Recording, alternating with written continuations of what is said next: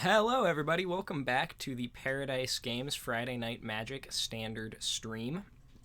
We've got 3 rounds of the latest and greatest standard format coming to you tonight. We've got Michael playing 4-color Legends against Brett on Gruul Aggro, Arboreal Grazer deck. And yeah, so we're here for some non-mythic championship standard this evening. Hopefully a little bit less Oko than 69% of the field this evening. Speaking of Oko, looks like we're about that. I have a feeling. So we had Michael on the play, and he did mulligan. He did go to 6 on the play his first game, and we have Here a comes turn 2 Oko. Oko. Make a food. I can't believe it's not make a food. Looks like make Brett's Arboreal Grazer. Oh, make the Goose a 3/3. Okay, that's a little bit more legitimate. I feel like he should have made a food. Well, Brett's classic line of play on this deck is to Kenrith's Transformation, his Arboreal Grazer, which is the only time that it is ever even slightly legitimate to put an Arboreal Grazer in your deck, in your aggro deck. Yes, he did. This is not looking terrible for Brett. Okay. You're never. It's essentially impossible to beat a turn 2 Oko as it is, and especially if you don't play anything. If you miss your second land. So this is looking. 2 lands, but he kept a 2-land Grazer hand with 3 drops, and then 3 drops. He does have a Once Upon a Time, which should find him a land here. If he misses, he's dead.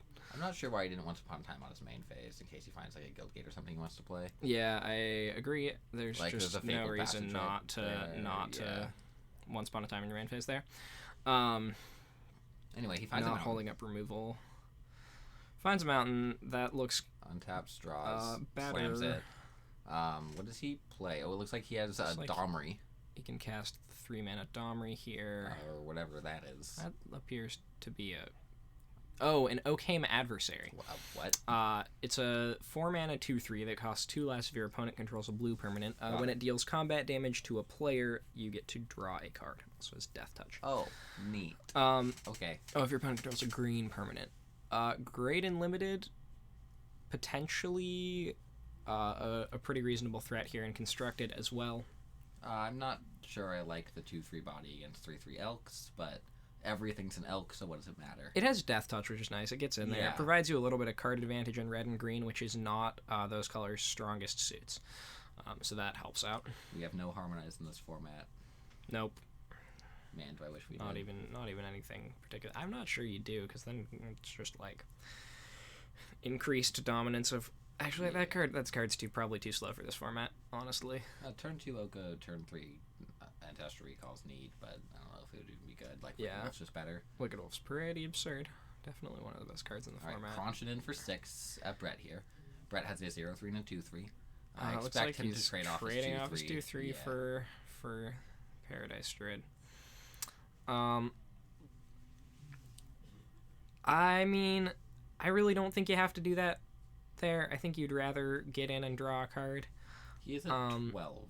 Yeah, then he can be at 9, and that's fine. Like, your life total's a resource. Don't be afraid to spend it. Chumping away your 4-drop for their random thing they turned into a 3/3 feels pretty bad when you don't need to. He has to Once Upon a Time again here. Yep. Looks like we're only finding. Yeah, that's hard. There goes this probably nice. didn't have double green, and this could have been avoided if he main phases Once Upon a Time on his turn 2. Yep. But here we are. Here comes another Okame Adversary. Yeah. Sick. All right. Are those his back-to-back 2 draw steps? I believe he had 1 or 2 of them in hand at the beginning of the game. Because he could, instead of passing with a Once Upon a Time. In turn 2, yeah, right? he could just play the Cast Adversary. the Adversary, maybe. I guess so. Oh, and Tolsmere. This fights comes down. The Grazer. Probably going to the Wolf. I actually like trading the Wolf for the Adversary here. That's just like it just doesn't matter. Yeah. You get to get in. Now you get to make your Goose or your food into a 3/3 and crunch. Yep. That seems like the best line here. Unfortunately, Michael's not going to be able to make a food with Is the Oko's goose, loyalty being tracked at all? Or yeah, it's appropriately tracked. He's at 6. hasn't it? It shouldn't be. It should be at 7, I guess. It should be higher than that because it's made a food and it's made. Did it two make a things. food? It did make a food. I thought the last goose turn. made. I thought the goose made a food Oh, it last might turn. have made a food. He cast. Okay. He cast that goose last turn to make a food. That's fair. So I believe Oko should be at 7. Not 6. But maybe we're just running out of dice, or I'm going crazy. Yeah, about those Arkham's Astrolabe stuff. You know, I've only ever made one mistake, and that was it. So, Questing Beast coming down here. Definitely a pretty reasonable tool to stabilize against Oko, except for the fact that it's just going to get turned into a 3/3 on Michael's turn. And is Brett dead? Brett gets to block Brett 3 damage and take 9. Yeah, Brett is just out on board unless he has something with this single red and or green mana up. Yeah, if he has a Skewer the Critics, if he could hit Michael's face and then Skewer and bolt a 3/3. Yeah, Skewer is potentially. I mean, you're hitting Michael. You want to hit Michael's face anyway because the trigger forced the Oko anyways. Yeah. Let's see. Yep, that looks like that's where we're going. If we have the 4 mana red cap melee, that's potentially an out here. I mean, the 1 mana do 4. Yeah. But other than that, I'm pretty sure Brett's just dead. Looks to me like Brett. Like we're done here. But I guess we'll find out in like 30 seconds, maybe. Here comes the attack for The 12. conch. Yeah, I can't think of any other outs off the top of my head. Okay. Takes 9. So it looks like we are He's dead. on the way to game 2. Yeah. Okay. Yep, there we go. Sick. All right. Yeah, Now, that was pretty unfortunate for Brett. But let's see if he can missing your play his turn 2 next time. Missing your 3rd land with Arboreal Grazers is truly tragic. So sideboards. Yeah, for Brett, we've got a Cindervines, 2 Veil of Summer, 1 Tybalt Rakish Fiend, 4 Shifting Ceratops, 2 Flame Sweep, 1 Collision Colossus, 1 Sorceress Spyglass, 1 Bolt Bend, 1 Domri, Anarch of Bolus, and 1 Okame Adversary. What do you like? All right. So he brings in this. I'm pretty sure I'm like all right with bringing in like Ceratops. Yep, I think Ceratops is pretty reasonable in this matchup. I'm pretty okay with nothing else. Yeah, your hasty creatures are really good here. Like, I could see the argument for a Sorcerer's Spyglass or, like, some Veil of Summers or something, but I think that's all necessary. Just bring in your Ceratops and crunch your opponent. I don't hate the Veils. I also think that Domri has the potential to be good, but this isn't necessarily the matchup that it shines in. Yeah. And then we've got Michael's sideboard with 2 Knight of Autumn, a Casualties of War, 3 Duress, 2 Legion's End, 2 Tristani Discordant, 1 Assassin's Trophy, and 4 Veil of Summer. I'm pretty into jamming these Legion's End and Tristani Discordants here. They both provide a lot of insulation against small threats, which, even though Brett's aggro deck is tending to go a little bit bigger than something like Rakdos, and even though Questing Beast goes completely over Tristani, it still clogs up the board and provides lifelinkers, which I think is reasonable enough here. No. Knight of Autumn, also not terrible in the matchup. Gaining 4 is pretty decent, and having a 4/3 can't really be bad. Yeah, the fact that Knight of Autumn trades with Questing Beast is a big deal. Indeed. So if he has the slots, bring in the Knight of Autumns, but if not, just Legion's End and Tristani's is where he should be. Yep. Casualties of War is a potential consideration, but I don't think you're really trying to go bigger than Brett here. Yeah, I mean, pretty off. you are trying to go bigger than Brett, but not in that way. Yeah, I'm pretty off bringing the Casualties of War, though it would work every time. All right, we will work to change that. Yeah. It is possible that all we have to do is move this. Let's see here. How are we doing now? Yeah, is this a little better? According to our producers, we had a little bit of mic trouble, so... All right, fantastic. Okay, dope. Well, I hope everything I said was heard. All right, so it looks like we're shuffling up for Game 3 here. Brett maybe still making some decisions. Game 2, excuse me.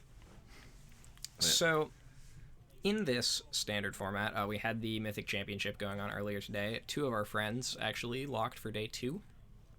Friends and teammates. Gavin and Noble, right? Yep, Gavin Bennett and Noble Solana Walkinshaw.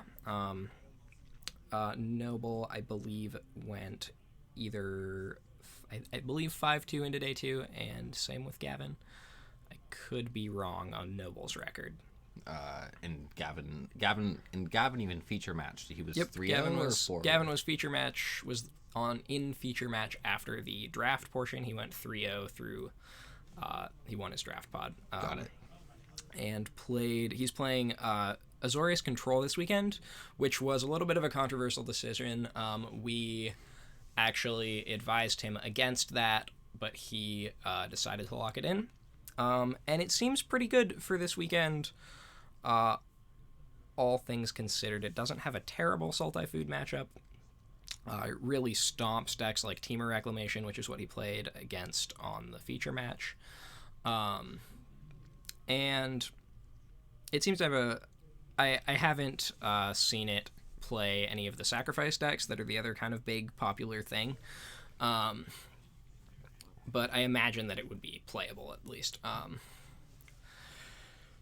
So we've got Gavin up there. I believe Control was making up like 2% of the meta at this Mythic Championship. And we had Alex Moores, who's normally caster here.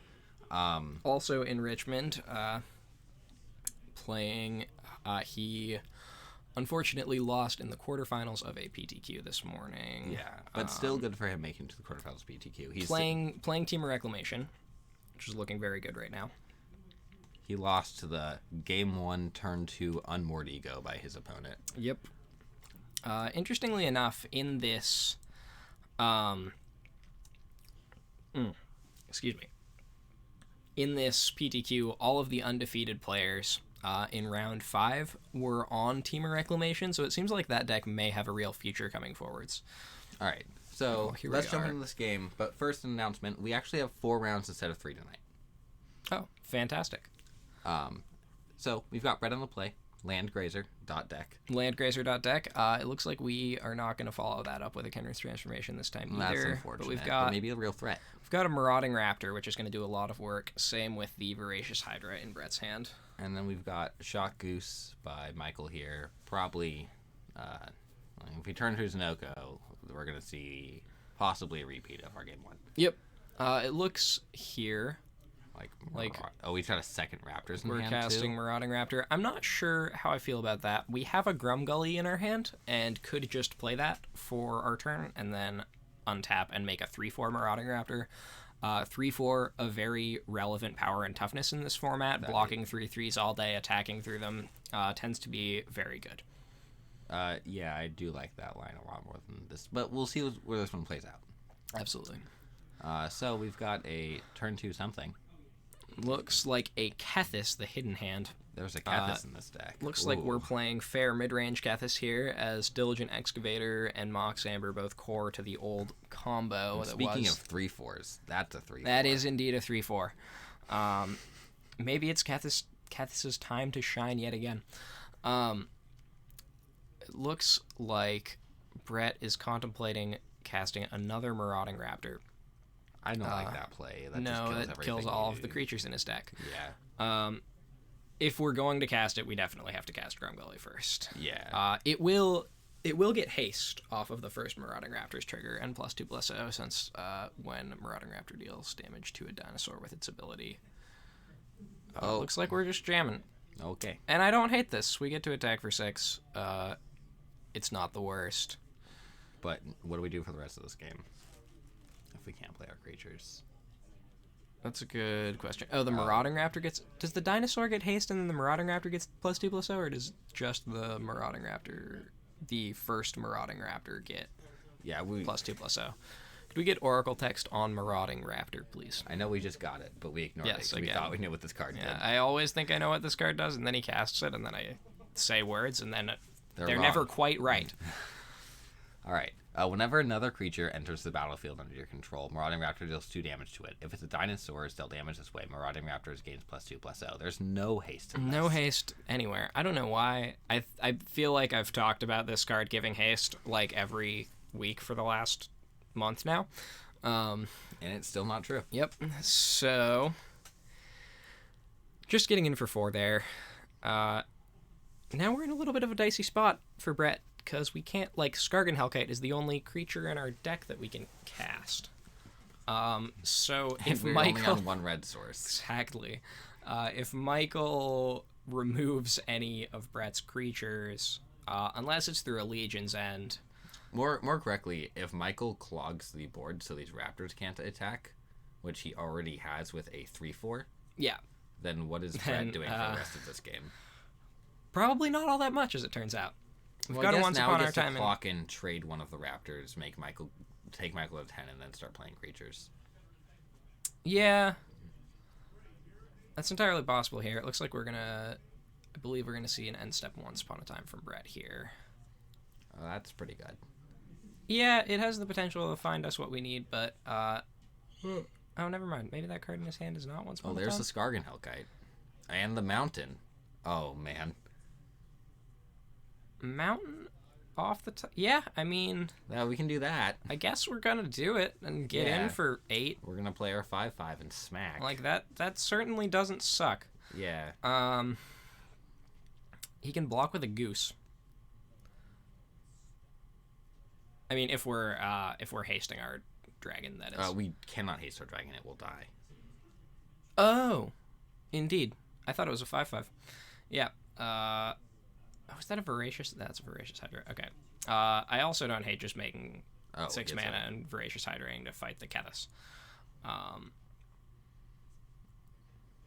That's kind of true. But I'd much rather just play a really big Voracious Hydra and then have a Raptors and the Kethis trades, then we can give our Hellkite haste The and kill Raptors our won't opponent. get +2/+0 because we're not casting another dinosaur. Oh. Which is rather awkward.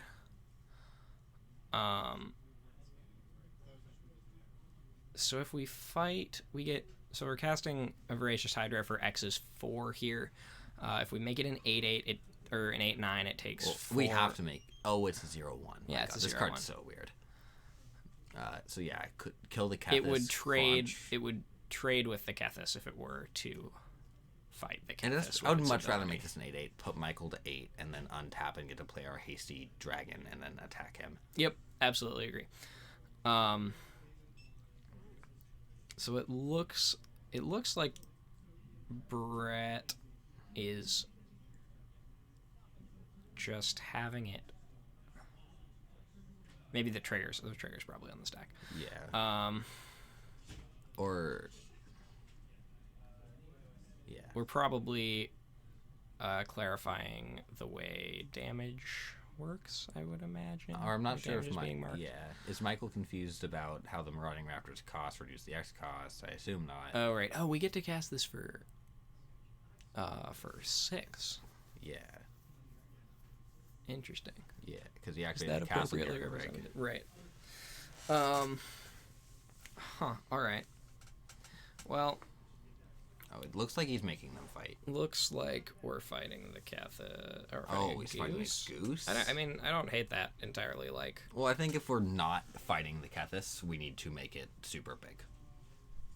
That's my line of play. that's pretty reasonable. And All it right. gets Well, Assassin Trophy we're anyway. just doesn't matter. Interesting. Okay, that turn did not quite go as we planned. No, that turn definitely did not go how Brett was wanting. All right, well, we have a mountain. Get a mountain. Great. We get to untap and cast our Skargan Hellkite. Do we still get in? So our Hellkite can get haste, or do we not care? Yeah, I'm pretty sure we have to get in. Okay, looks Here. like Brett also came to that same conclusion. Looks like we're just chumping away a goose. Yeah, we have no food. I guess we have one food. I don't see any reason to jump away a goose here, but again, your life total is a resource. Don't be afraid to spend it. But Because, like, drawing a land and then just making 2 food a turn is, like, pretty decent. But, regardless, it certainly isn't that bad to save the 2 life there. Well, we'll find out as this game progresses if this cost Michael the game or not. Because it very possibly could have. 3 life against the aggro deck is... 2. What? 2 life. No, the food. Oh, you mean the food. Oh, yeah, the yeah. food. See, that's what... I think the food has the potential. Yeah. Considering... Yeah, by not blocking there, you gave the opportunity to gain 3 at a later date. Instead of 2 now. Instead of, saving 2 now. You still have the 1 goose in play, so it's not that big of a deal. And if you don't have a land in hand, it doesn't make that much of a difference. Which it looks like is the case. Here comes Tristani. Oh, it costs 1 less to cast from Kethis. Kethis, yep. All right, that's dope. Yeah, this looks pretty absurd here. Kethis is now a 4/5. We can start. If we were slamming Tristani next turn, I really hate chumping the goose away. The geese get in. Yeah. Also, I'm a pretty big fan of slamming with the Kethis there instead of passing. Yeah, I mean, we have a million ways to block this Marauder Raptors. I mean, like even a 1/4 on board. Yeah. I like the chip in. I think it's pretty reasonable for Michael to plan to end the game in 1 or 2 combat steps, but I don't. That was free real estate. Yeah, that was just a free attack. Maybe you get this Arboreal Grazer off board. Great. Which is like all upside. You don't want that blocking your soldiers for the rest of time. Looks like we're going to Brett contemplate. I'm not totally sure what's going on. What we could have ripped. Another Voracious Hydra is the thing. But I think we're just casting Skargan Dargan here. That's too much. He's not activating Castle Garenbrick. No. He's just tapping 5 mana for his 4 mana thing. I'm sorry. Is he activating? Oh, he's casting it and activating? Is that what we're trying to do? No, you can't. We don't have enough red sources for that. Because we've got... because it makes only green mana? Yeah, okay. Yeah. So, there comes the appropriate number of everything. All right. And then he's got 3 mana left over to do nothing with for the time being. Yep. Well, we're putting the counter on the Skargan. Well, the Skargan Hellkite entered with the counter.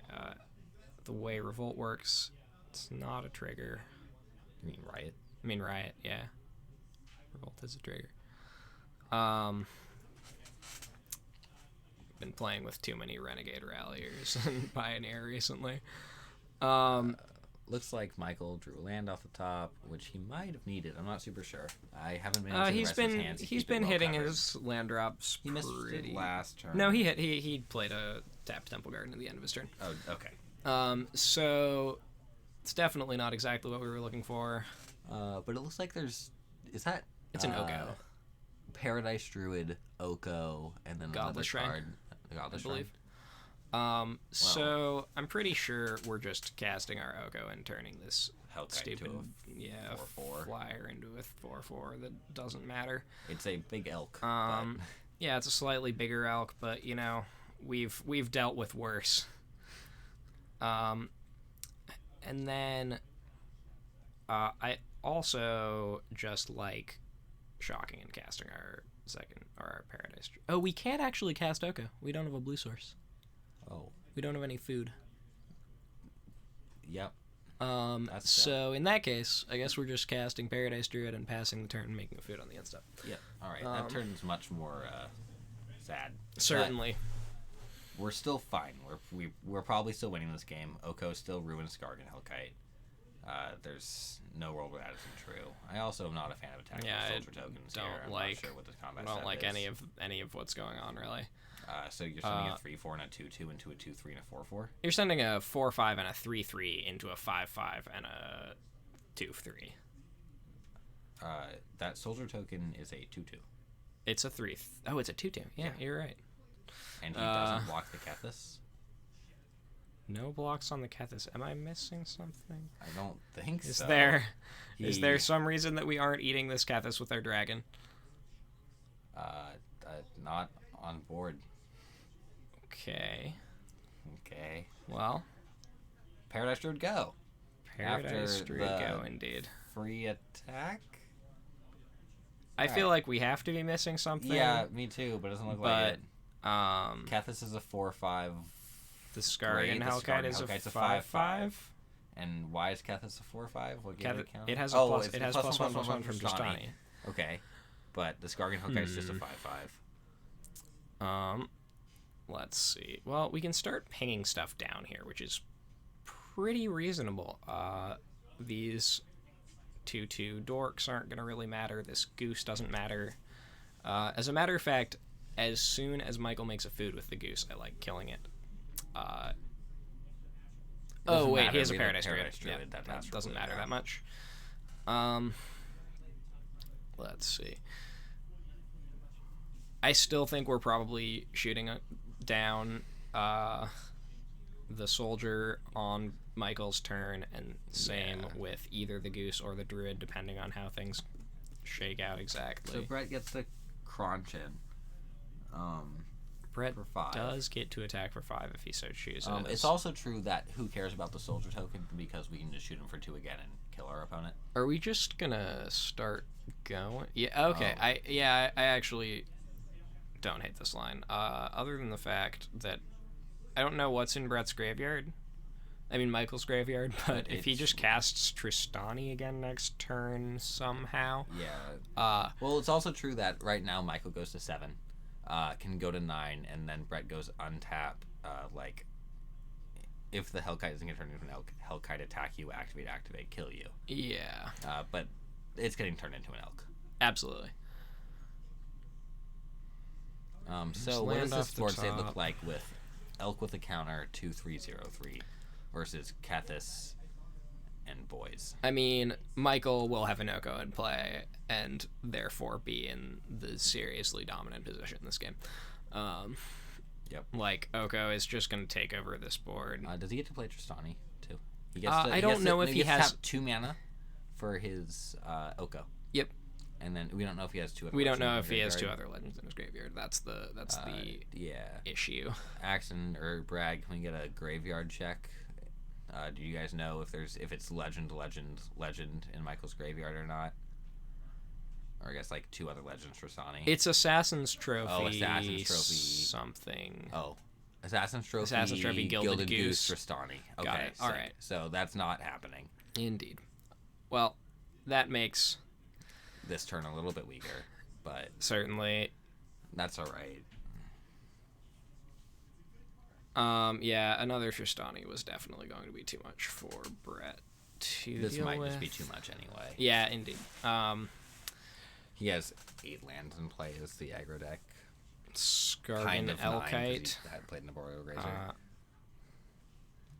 If we draw, like, our only real draw here is Questing Beast. Yep. Like, I'm actually not sure how we're winning this game.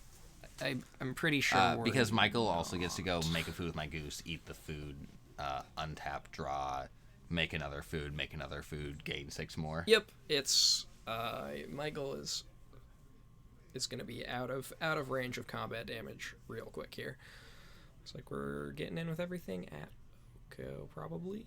I can't imagine it's not Oko. Scargan Elkite. Yep. Scargan Elkite, indeed. Well, here come the blockers attacking face. And we're trading the goose off again. I mean, not jumping with goose. We get to make another food. Yeah, I don't like killing our goose off here. Yep. I think that but we did goose is such a powerful late game permanent that it just feels pretty bad to get rid of it. There comes an Okame adversary. And we're passing it on back. Eat a food. Back up to 11 for Michael. And he's just going to get to untap and go hog wild with this Oko. Hog wild doesn't make another plate of food, but... I mean, it's a boar's head. Yeah. I think actually what we're doing is turning this stupid card draw turn creature into a 3/3 that our Kethis can attack through, but yep, that appears to be the line that Michael is on as well. And Michael's got land going on. Yep. God, trading away that goose. We're not attacking with really Kethis. Medium. Yeah, we're actually we're starting to be in a position that we can lose from. Yeah, that goose fogging an elk every turn is a big deal. Is a really, really big deal. Because now there's actually a chance that we get to kill Oko here with the 4/4. Oh, the 4/4. Chumping with... That can't be right. It chumps with... Oh, okay. I really don't like this block at all. I get the 4/4 elk is this unstoppable monstrosity, but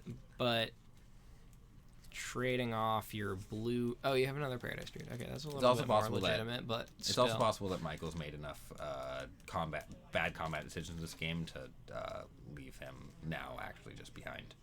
Yeah. So we could just swap our food for this Occam adversary here. I'm pretty into that. Another Occam adversary off the top. Yep. It's pretty good. Yeah, he did swap the food for the adversary. Yep, that's definitely putting us in a little bit of a better position on Michael's side. And Michael passes. What's the card in Michael's hand? Is it still that land? There's Castle Embereth. That beats. Card in Michael's hand, I'm not quite sure. Didn't get a good look at it. I'm kind of surprised that Brett didn't just crack the food at the end of Michael's turn, because there's no real food synergies in this deck that I can think of. Yeah. I think he's just spaced about it. Probably. It doesn't really matter. He has infinite mana, and his life total is not... when he's getting combated to death, his game's probably over anyway. Yep. Block. We're still just chumping our Paradise Druid away for no reason. So this is something really important that we're seeing happen, is just chumping away our creatures when we're far out of lethal range. Maybe they were both at Oko. If they were both at Oko, that's legitimate. Yeah, I think they were both at Oko. Now the Oko gets... Oh, the Oko's at 1. Yeah, I forgot that. But why didn't we attack with the Grazer and then activate the castle and kill the Oko? Oh, that's a really good question. Oh my god. What a rip. What did we... Oh. Yeah. Alright, that's pretty good. That is pretty good. Yeah, why didn't our... Yeah, we could have attacked with that. Yeah. All right. So Brett drew his Castle Garen break and then played it. His opponent Castle Embereth. Castle Embereth, and then he forgot what it did. Yep. But this Oath of Kai is pretty sweet. There goes. And now our Oko is hit with 3 and make a food, and now we're again ahead. Yep. This game's been interesting. Pretty wish-washy, yeah. Swinging back and forth pretty wildly. Oh. Yep, as we were saying, swinging back and forth pretty wildly. There goes Michael everything. To 7, and his Oko's dead. He gets to go back to 10 because of his food. Michael's going to 6 here. Oh. The castle. This time we know what it does. Sick. Let's see.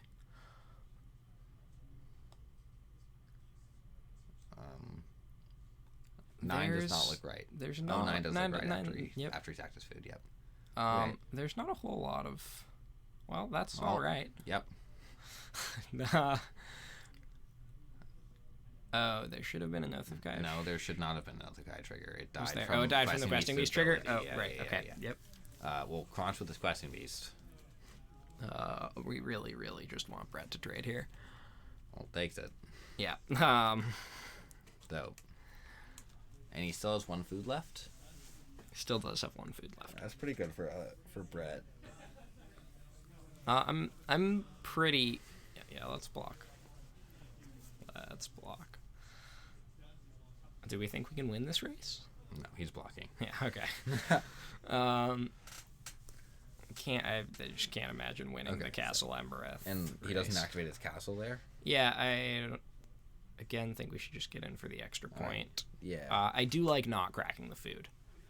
I think we want to leave the food around for one of our synergy cards. Yeah. Here goes a Gruul Spellbreaker. I believe that was the draw. So Michael went untap, draw, go. Yep, he drew Assassin's Trophy for his turn. Oh, there's no trample on Questing Beast. I forgot that it didn't have a story. The card has a storybook on it. It doesn't have trample. I feel like I've treated that card as though it has had trample.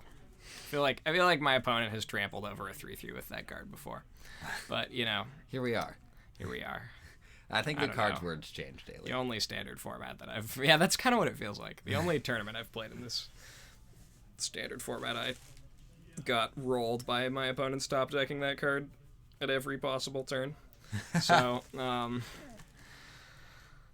right, so Gruul Spellbreaker, go. We can't trophy it here. Because it does hexproof on Brett's turn. But I know we're thinking about it. You can't.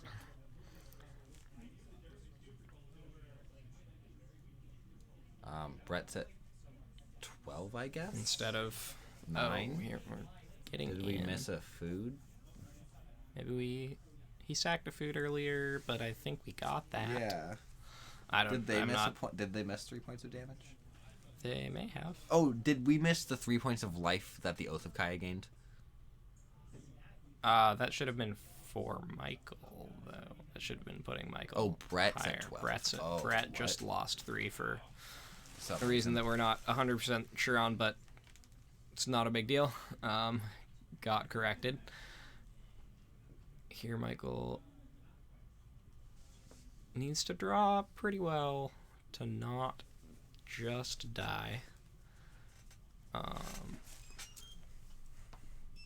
Looks like we're casting a spell, which is better than no spell, that's for sure. That makes sense. We have another Tristani, it's pretty nuts. Oh, that's also pretty nuts. So right here, I like fighting Arbor Elf and then trophying the 3/3. Or not Arbor Elf, the Arboreal Gracer, yeah. Looks like we're just trading off, going back up to 10. I really like 6 power in play to start killing our opponent. I absolutely agree that 6 power in play is very good here. However, I think this line is completely defensible. Oh, entirely defensible. Because, like, this Arboreal Gracer isn't really doing anything, and you kind of want to save that trophy for something like a Questing Beast that has the power to end the game pretty quickly. Well, also, with you have 6 power in play, that stops the that also does. Yeah. Right. Well, we have Brett at 9 now. Michael's got... Looks like we're attacking and breathing in. Okay. The race continues. I feel like we should have been doing this a long time ago. Yeah. Agreed. Again, this is a little bit of a weird spot for Brett. And Michael's drawing more permanents to play. Yep. What is that one? Looks like we're counting the amount. Oh, there's a group. All right. That seems like game's pretty over. It's gonna make 2/2s. They're both gonna fight the Arboreal Gracer, get it off the field. Oh, because that's cute. Yeah. Did you not play the PVDDR Wolves deck, dude? No. That was so sick. Week 1 of this standard format. Very good. Took that and the Esper stacks deck through all of my games on Arena. Was very, very, very there's good. The hand and there's the handshake. All right. That was a pretty crazy game. We went back and forth a whole bunch of times. Yeah, so many times. Just like basically came down as mid-range mirrors tend to. It came down to whoever like rips the best card off the top. Yeah. The Garuk really sealed it. I'm pretty sure it was hard for Brett to win for that Assassin's Trophy anyway. But all right. Well, that's the end of round 1. We are Paradise Games. You can find us at twitch.tv/Paradise _games if you're watching the VOD on YouTube. And our website at paradise.games. Like to take this moment to give some thank yous to our sponsors. First up, we've got Advancify. We've got Advancify, a local IT and tech company.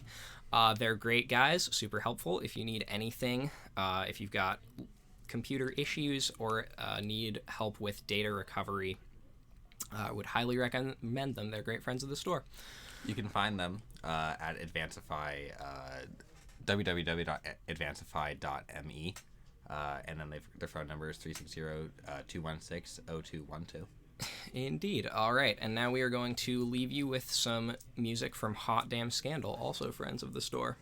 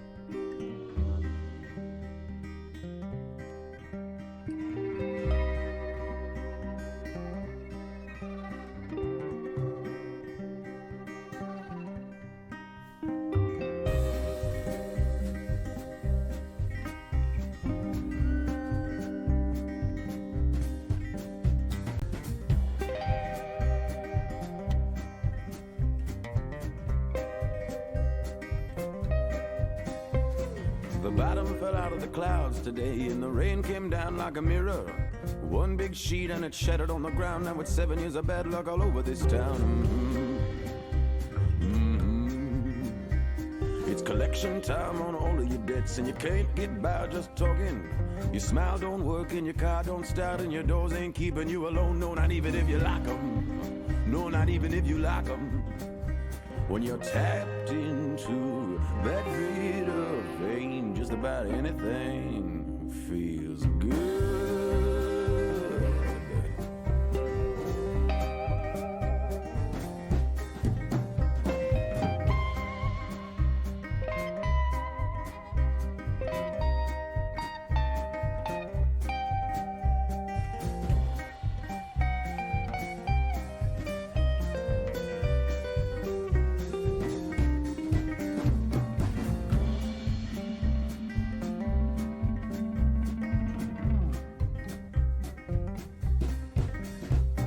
The sun tried shining on a lost boy's eyes. They reflected oh so pretty, but it's cold behind them golden shores, and the sweet light wasn't nothing more than their own damn wishing, 'cause they just don't listen. Now wish on your candles, pray to your God, cry for your mama, put $1 on the bar. It feels like breathing, but the only good feeling ain't a gamble is a sin. So I think I play it safe and get a gin. I'll take the devil for a spin. When you're tapped into that bitter vein, just about anything feels good.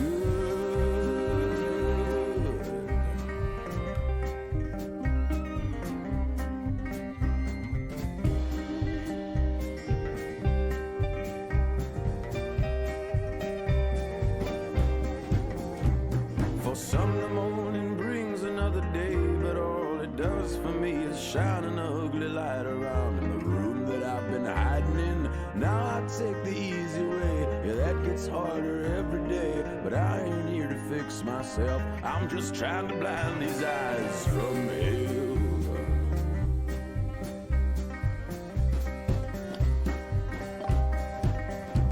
When you're tapped into that bitter vein, just about anything feels good.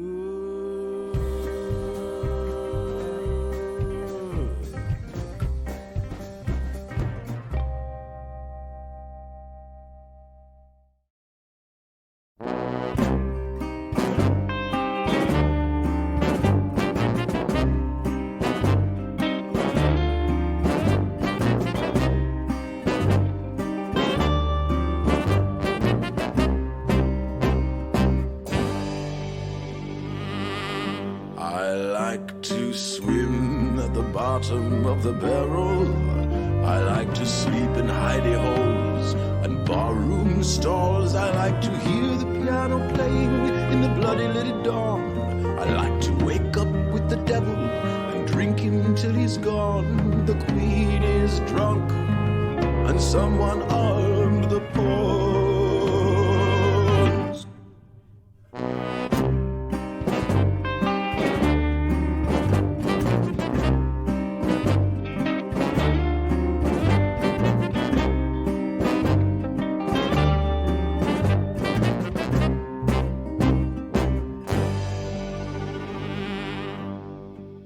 Oh, the truth they say is unacquired. All right, and we are back for round 2 of Standard tonight at Paradise Games. It looks like we've got Caleb on the left.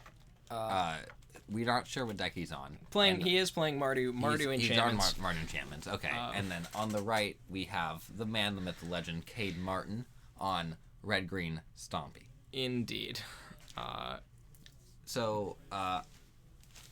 Unless we see Caleb with a barrage of Oath of Kaias, I'm led to believe that the favors goes to the Stompy deck. Yeah, absolutely. But Brett does probably play for Oath of Kaias. Yep. I can't imagine he wouldn't. Yeah, and Cade's deck gonna look very similar to Brett's from last round. We're gonna see the same kind of like Questing Beast package, along with Gruul Spellbreakers. But however, we're not going to be messing around with any of that Arboreal Grazer Kenrith's transformation nonsense. As much as we appreciate as it. much as we're into that kind of thing. So, no turn 1 from Cade, though I'm not sure there are that many 1-drops even in this deck. Nope, I think, like... Probably only 4, we probably... Something like that. Maybe some shocks. Here we go. Casting Once Upon a Time. Once Upon a Time for free. This is why you put the card in your deck. There goes the Gruul Spellbreaker. Alright. And I imagine... Yeah, he probably has a 2-drop. Another Once Upon a Time or a Zertok Goblin come down. He has other 2-drops, right? Get in. It's a Zertok Goblin. It's a Zertok Goblin. Come on, just jam it. You know you want to. What's with that? I don't know. I don't think we're doing anything better than getting in. Goblin. Yarg. Yep, we're gonna hit him. Gruul. Yeah. Smash. A more appropriate name might be like Red Green Riot for this deck. Yeah. It plays like 12 Riot creatures or something like that. It's like Scarred Hellkite. It's yeah. A lot of it is hasty. Yep. A lot of it punches you gotta the get turn in. down. All right. Caleb tops. Thinking about topping another. No, Bottom looks like we're to bottoming Scry. the land. Do we see an Oath of Kindness in? I cannot see any of what's going on. It looks I like see a lot of lands. Couple lands and some other something. Few All spells. right. There. Haste, Yep, smack. We're getting in here. So we got Caleb at 13 before he's played a spell. Mm-hmm. Rips. Usually not the best place to be, as it turns out. Was that a captive audience off the top? Quite possibly. Deafening Well, there Clarion. comes Deafening That's pretty Clarion. good, yeah. Yeah, so it looks like this is almost like a Mardu control deck aiming to end the game with captive audience. It's been a while since I've seen one of those running around. Fun fact, Caleb bought a playset for $6 in foil. Let's go. There was this one time where I named captive audience. Named captive audience with Unmortigo. Wow, Mm-hmm. I'm surprised. It was all Pelt right. Collector. Into Bone Crusher Giant. Yeah, we're Getting in. Still, our goal is still to smack. Yeah. As it turns out. And looks like we've got... We got another Deafening Clarion. Prison Realm. Prison Realm. Not the worst here. No, but it does not wipe the board. Nope. And Cade must be happy to see that. Yeah, absolutely. Yeah, and it's not Oath of Gaia either, which, Yeah. things that Cade is thankful for. I'm not totally sure. Are we trying to figure we're out trying to see if whether it or not we shocks can... him, but it's not a spell. It's an ability. Yes. Bottom another scry. We're that much closer to an Oath of Gaia. Indeed. Cade's gonna untap. Do we like to see land Hellkite? I don't think there's Hellkite in his hand. But we see the land. Or just Questing Beast. That what we see? Nope. Looks Zertok like Goblin. Goblins. I think we have an enter with a counter to trigger our Pelt Collector. That makes sense. Crunch Rawr. for 3, put Caleb to 10. We could be holding up another Stomp here, or just no spell. Actually, Once Upon a Time. I think Cade does have another Once Upon a Time in his hand. Oh, that does. Yep, that is Once Upon a Time. And Once Upon a Time into Hellkite if Caleb Hellkite or Questing Beast is going to end the game here if Caleb doesn't develop a board his board what is that? much further. I have no idea. That's a Dawn of Hope. 2 mana Got white it. enchantment from Guilds Whenever of you Ravnica. gain life, you could pay X to Pay make a 2, 1/1. pay 2 and draw a card. Okay. Whenever you gain life, you can pay 2 and draw a card, and then you can 4 pay mana, make a 4 1/1. mana, make a 1/1. I played a decent amount of this card in Control, in the old, in the old days. My phone's at home. So you can give Greg a ride to PSBG tomorrow. Is the point of this? Yes. All right. Tell Greg that. I imagine that's. Let's see. Duff, I don't know if you're listening, but me, Jesse, and Dylan are the 2 people commentating in the booth this evening. Looks like Doc clearly doesn't know what's going on. Yeah, He just owns the place, yeah, really. Exactly. Also, I left a pile of judgment out for you. Yep. Just specially for our owners. All right, so back to the game here. Looks like Once Upon a Time missed completely. Yeah, pretty much. About as hard as you can miss. It wasn't even a forest. Was not. This is heartbreaking. Looks like we ripped something. We drew spell, not land. We did draw spell, not land. Well, if Caleb doesn't have a 1/1 block. Yep, 1/1 block indeed. Go Caleb's at 6 now. 6. I actually like shocking this before blockers. Shock it before blockers. Absolutely not. What do you mean, absolutely not? Well, that's his line of thought. Oh, okay. I was like, I'm pretty sure that's like pretty decent here. We can just jam out our captive audience if we feel like it, but I think we're actually priced. We're not. Now that we're at 6, I mean, we don't. Caleb doesn't know what Kate's got going on, but I'm pretty. Actually, Deafening Clarion doesn't even. Deafening Clarion, hold up, make a dude if we have a land in their hand is not terrible. All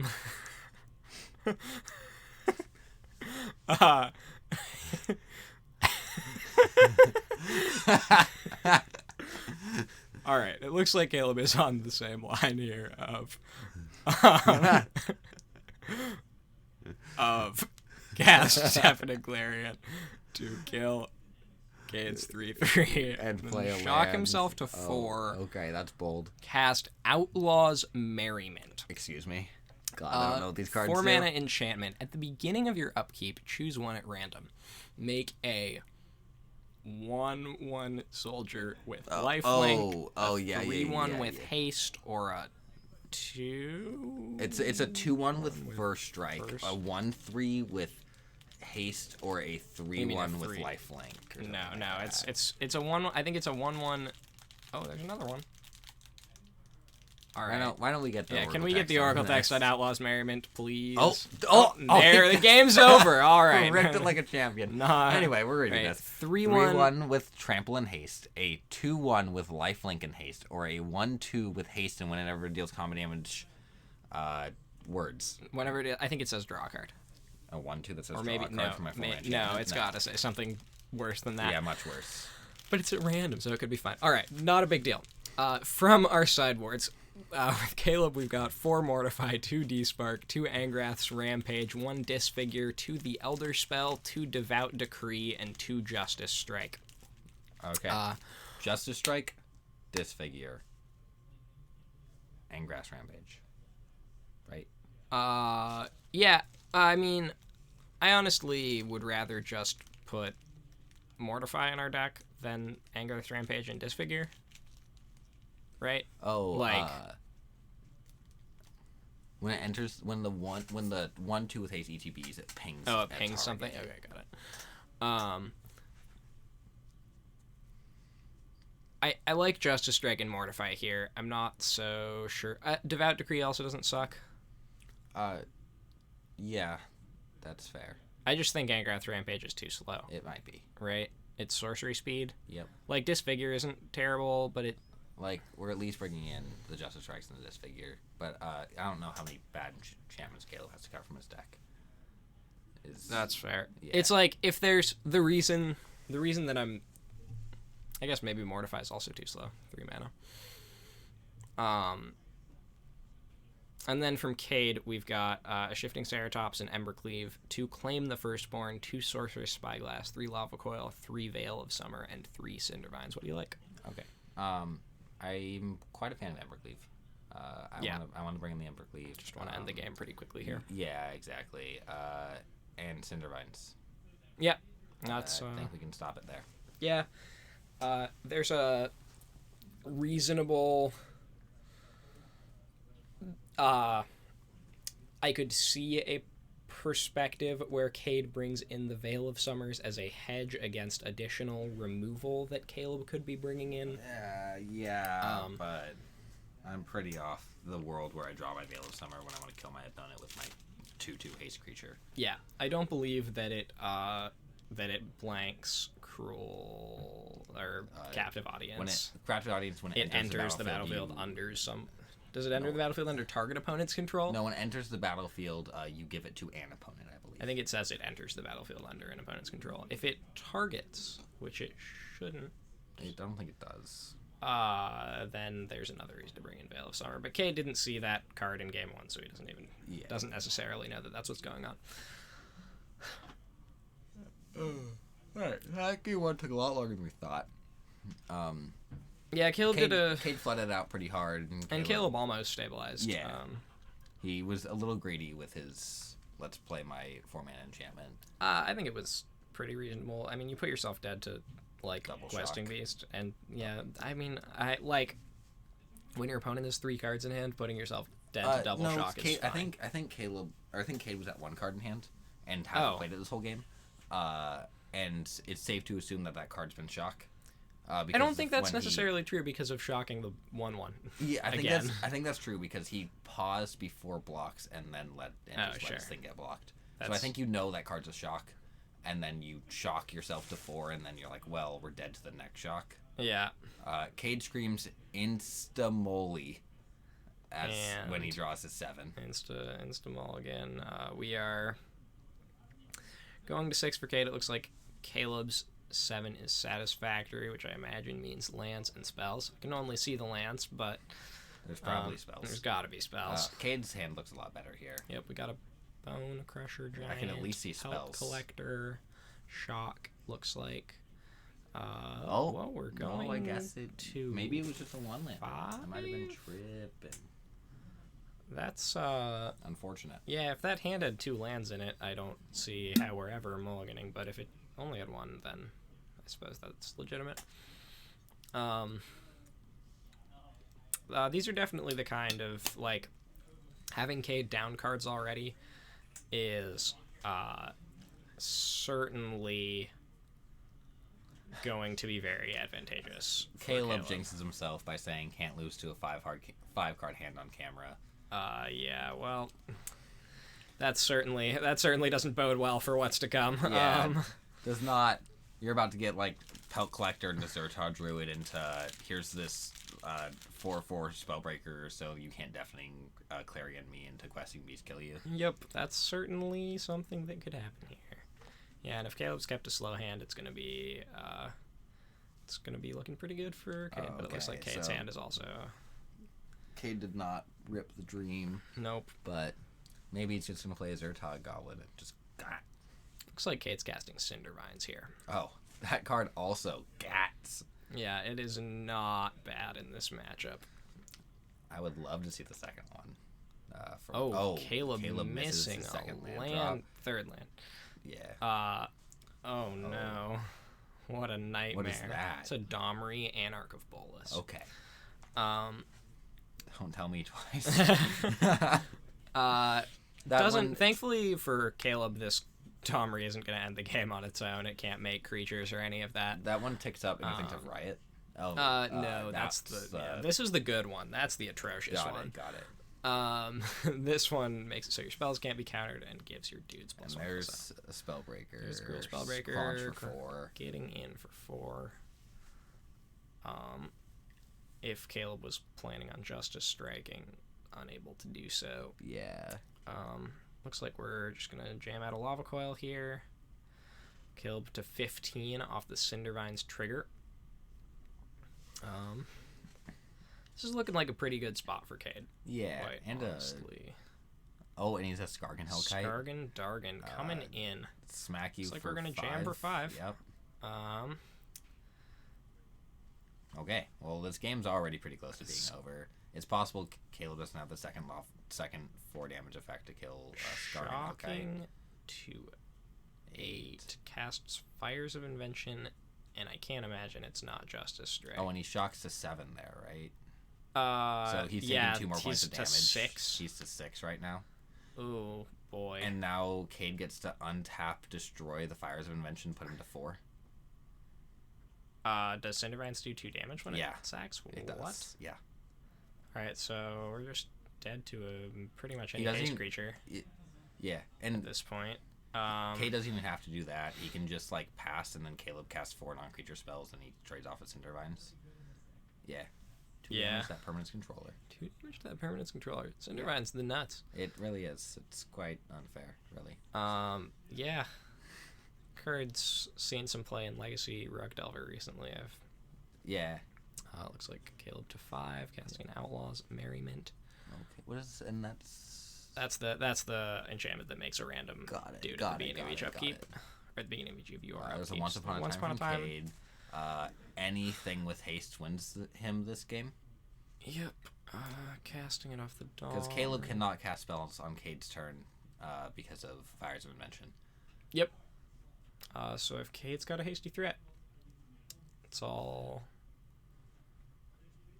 Domri's mana can indeed be used to cast non-creature spells. It just happens to give that is the only. Oh no, that does actually. There's a hasty dude, and now Cade gets to attack for lethal. Yep. All right. Well, after pretty wild game 1 with Cade ripping the second for 3, sack the Cinder Vines. There we go. Second shock off the top for Unfortunately, lethal. Caleb appears to have jinxed himself. Yeah, pretty hard. And we finished with our second round very quickly. So we're going to be taking a bit of a break. And we will be making fun of Caleb. Yes, and we'll be making fun of Caleb, unfortunately. So it looks like we're trying to get we might get someone's game 3 in on here, the stream. So that we can keep you guys entertained for as long as possible. So we'll hope that'll show up. But for now, we are going to leave you with a message from our sponsors. Another one of our sponsors is Die Hard Dice. They make wonderful, beautiful, high-quality dice for any of your role-playing Magic the Gathering or other gaming needs. They also make gorgeous dice trays that are the perfect support and accessories for whatever purposes you might have. They're wonderful. Would recommend them. Absolutely. Can't say this is true for every set, but I've only crit with mine. That's pretty impressive, honestly. Yeah, really. That's like a whole new level of spectacular product. But yeah, they are the best in the game. And we really thank them for bringing you this content. And now we've got some capacity to leave you with while we go try and find another match to put on our stream.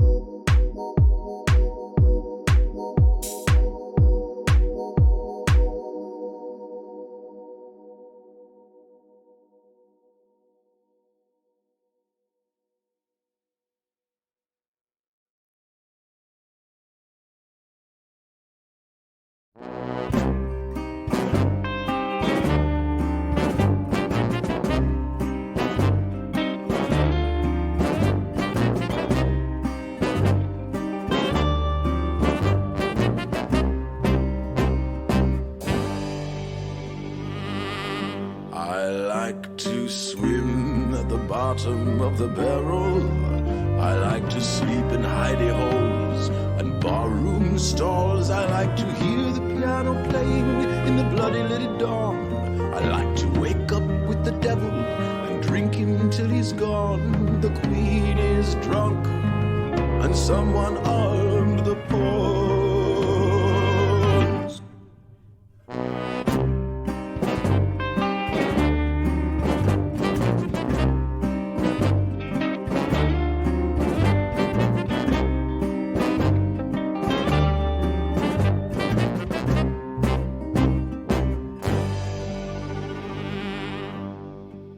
Oh, the truth they say is an acquired taste, a vice I've never thought to own. There is no cleaner left, so we filter it through cigarettes.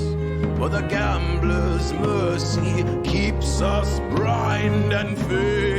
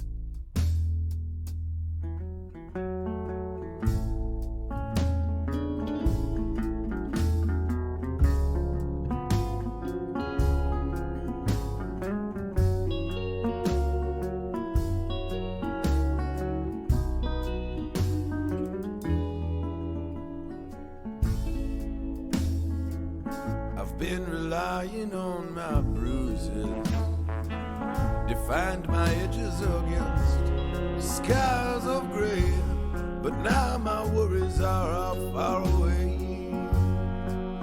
The sky is clear and I begin to fade. Once I believed in paradise, a place where I would never feel no pain, a state of mind I never have to change. But now it all looks alright, and I begin to fade. Trouble, I need you. I don't know what I am, but I ain't nothing without these blues.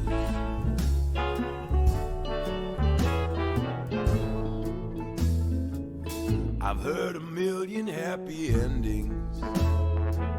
I've seen the good guys win, I've seen the bad guys pay, but now I never read that final page. 'Cause in that sunset ride, yeah, I begin to fade. Trouble, I need you. I don't know what I am, but I ain't nothing without these blues.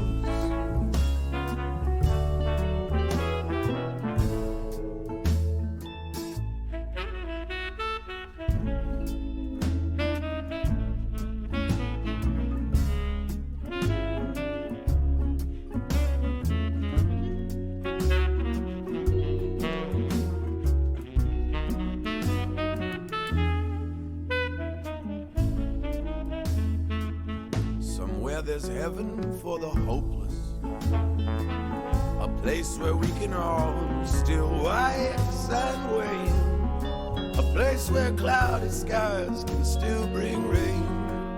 So in my shaking faith, I clasp my hands and pray. I pray for trouble.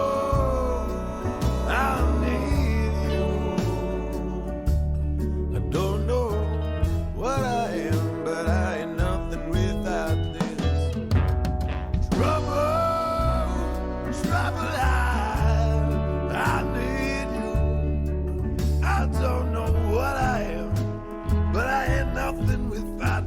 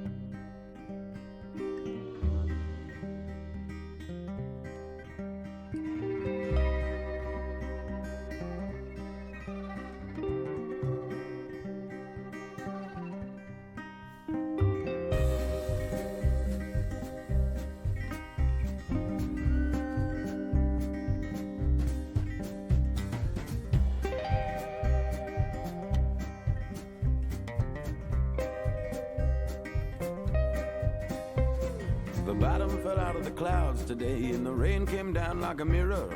One big sheet and it shattered on the ground. Now it's 7 years of bad luck all over this town. It's collection time on all of your debts, and you can't get by just talking. Your smile don't work, and your car don't start, and your doors ain't keeping you alone. No, not even if you lock them. No, not even if you lock them. When you're tapped into that vital vein, just about anything feels good.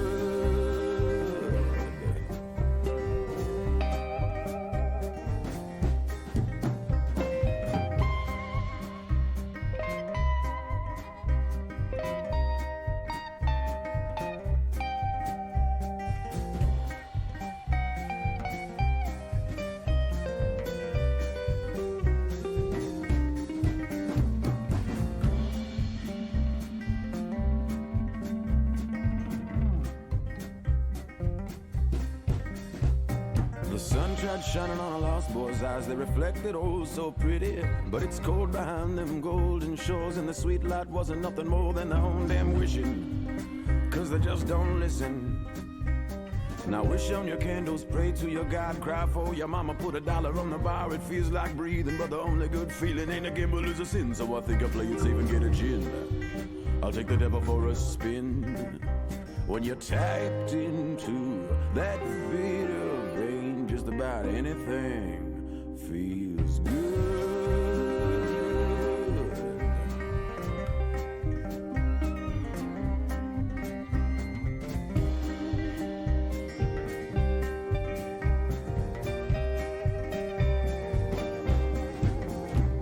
For some the morning brings another day, but all it does for me is shine an ugly light around in the room that I've been hiding in. Now I take the easy way, yeah, that gets harder every day. But I ain't here to fix myself, I'm just trying to blind these eyes from hell.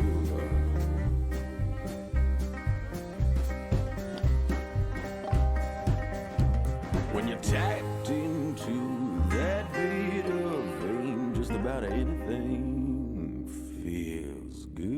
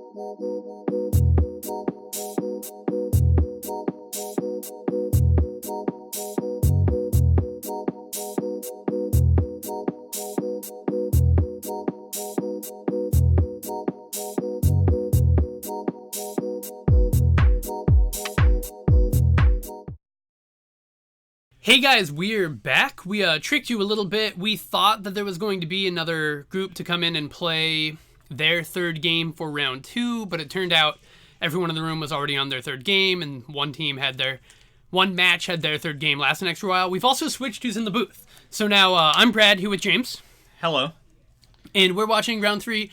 It's going to be Michael playing 4-color Legends. That's the Kethis deck, but not the Mox Amber combo deck, against Cade on Gruul Monsters. We saw these guys both already. Looks like we're firing. Michael went first. They both kept 7. Michael had a tapped land. Cade had a Pelt Collector. So Cade is moving real fast, and Michael is starting with 2 tapped lands. Can we talk about this 4-color Legends deck? We can talk about this 4-color Legends deck. We saw it in round, must have been 1. So it plays Kethis, it plays Tristani, it plays Oko, it plays Gilded Goose. So it's not like a Storm Kethis deck, like the one that you saw before. Is it just like a value Kethis? It's a value Kethis. As Michael said, Kethis is a 3/4. It is. and it makes legendary permanents cost 1 less. And you can play it from the graveyard sometimes. Yeah, but being a 3/4 is real important in a format dominated by Okos. Oh. And then the Kethis deck plays Okos itself, so you can turn all your opponent's stuff into 3/3s, and then you have a 3/4. God, Elks can't beat Kethis. Yeah, there's Kethis. Just slamming it down. I'm pretty sure this guy has some keywords, but I'm not totally sure what they are. I do not believe he actually has any keywords. Oh, really? You played the deck before rotation, right? The Storm Mox Amber version? I played a little bit in a Proxy Pioneer. Oh, got it. Yeah. Okay. Legendaries cost 2 less. Exile 2 legendaries. Legendaries cost 1 less. Exile 2 legendaries from your graveyard until end of turn you can cast them. That doesn't have any keywords, but it's still a 3/4. And has a lot of other words. Has a lot of other words. None of them key. Cade looked like he was coming out of the gate real fast, but he then played another Pelt Collector and none of his guys got big. And then he missed his land and passed over Michael on turn 4. That's a Questing Beast, so Michael's getting in for 7. We're going to double block this Kethis. Oh, do we have a combat? And then shock it to finish the job. So we're losing all our Pelt Collectors. We're taking 4 and going to 16, but Kethis is off the battlefield. We found a land, which is important. We've got an army of shocks. Hopefully we've got a Gruul Spellbreaker or something that we can get up to size to fight this Questing Beast. There's a Domri Anarchabolus. No, it looks like it's going to be 2 shocks. We can't even do that. We only have 1 red source. We have 1 red source, yeah. This looks like a travesty for Cade right now. Yeah, I'm wondering what it is that Cade has that's his payoff that's going to make this worth keeping. That made these Pelt Collectors good. Right? Like, 1/1s aren't good. All I'm seeing is him violently flicking these shocks, but he has 2 more cards in his hand. 3 more cards in his hand. There's a Paradise Druid, so Michael's going to have 6 mana available next turn. That's not a legend.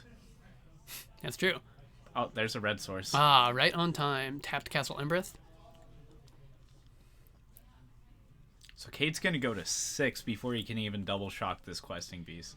We might shock the Paradise Druid when it becomes tapped, so that we go to 8, but that's only if we have some other answer to Questing Beast. We just didn't tap the Paradise Druid. Oh, it looks like we're just going to 8 then. See what Michael has going on. The top end that we saw before, Tolsimir, Garuk, which was really nasty together. That seems neat. Yep, all your Death Touch wolves fight, and then if they die, Garuk gets loyalty, and they gain you a bunch of life. Does Domri Anarchabolus make mana that you can cast non-creature spells with? Yes. Okay. If you use that mana on a creature, that creature can't be countered. Oh, okay. Got it. Correct. I guess not quite. Creature spells you control that can't be countered this turn. Yeah. Creature spells you cast this turn can't be countered. That's neat. Another Questing Beast. Did he just attack the Domri and not Cade? It doesn't look like it. I saw Cade reach for his life total, so yeah, he's gone down to 4. Yeah. So we had an interaction with 2 questing beasts earlier tonight that was done a little awkwardly. Cade should serve because his creature has vigilance, and Michael should snap off the block. Because if Michael doesn't snap, or we just kill it and then also we kill good. Cade. Also good. Yeah. That also seems to be a good play. All right, let's look at these sideboards. All right, so for Michael, we've got 2 Knight of Autumn, 1 Casualties of War, 1 Assassin's Trophy, 2 Tristani Discordant, 2 Legion's End, 3 Duress, and 4 Veil of Summer. What do you like in here? I like Legion's End. I don't know what the rest of Michael's deck really looks like, and I don't know what he's taking out. But so far, Legion's End seems really good because I think Cade is playing like the smaller version of Gruul. Whenever someone plays Gruul, there's just such a wide array of creatures that they play. So like some people play Big Gruul where Legion's End is just really bad. I think Cade's playing Zerta Druids and whatnot. But his hand looked very mediocre and you don't have a lot to take from that. Oh, you're right. I do think I have seen Zerta Druids, and I'm going to assume that there's some sort of mana dork there. But I don't actually remember seeing one. I don't think so. The only mana dork in these decks are Paradise Druid and Gilded Goose. He might play Paradise Druid, but I think that's a small might. Fair enough. And we saw Brett on Big Gruul earlier tonight, so I'm getting a little bit of Cade's Little Gruul and Brett's Big Gruul confused. But let's talk about this Gruul Monster sideboard, which has 1 Shifting Ceratops, 1 Embercleave, 2 Claim the Firstborn, 2 Sorcerous Spyglass, 3 Lava Coil, 3 Veil of Summer, and 3 Cindervines. What's good against this Legends deck? I do not remember what Claim the Firstborn does. Claim the Firstborn is a 1 mana threaten, so active treason, but it only hits creatures with, I believe, converted mana cost 3 or less, or perhaps it's power 3 or less. Okay, so we're not bringing that in. I like bringing in the Shifting Ceratops. It can't be countered. It's unalkable. It is unalkable. Embercleave can get ahead of the creatures that Michael's throwing down, so maybe throw in one of those. I'll probably take out Shocks and put in Lava Coil. That does seem like an upgrade, especially because we're trying to kill Tristani Discordants and Kethuses. And Kethuses, yeah, and Shock Ketai. Thank you. If we're really worried about Oko, Claim the Firstborn does look pretty good. Like, taking control of a Kethis and getting in a combat step is how you pressure Planeswalkers.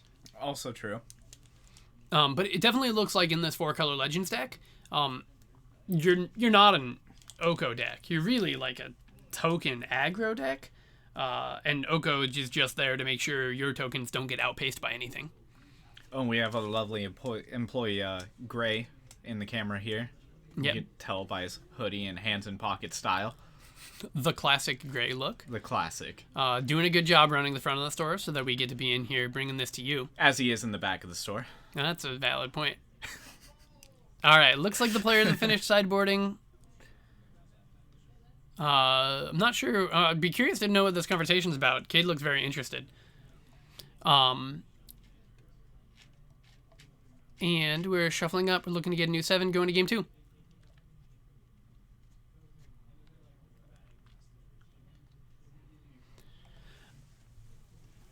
So, the Mythic Championship is going on today in Richmond. Correct. I mean, I guess it's the middle of the night in Richmond. Yeah, but, it also, I think the event ended a couple hours ago. Yeah. But yes. They took great pains to keep Oko off the camera, but I heard a stat that Oko is 69% of the metagame. Jesus. Yes, Oko is 69% of the metagame.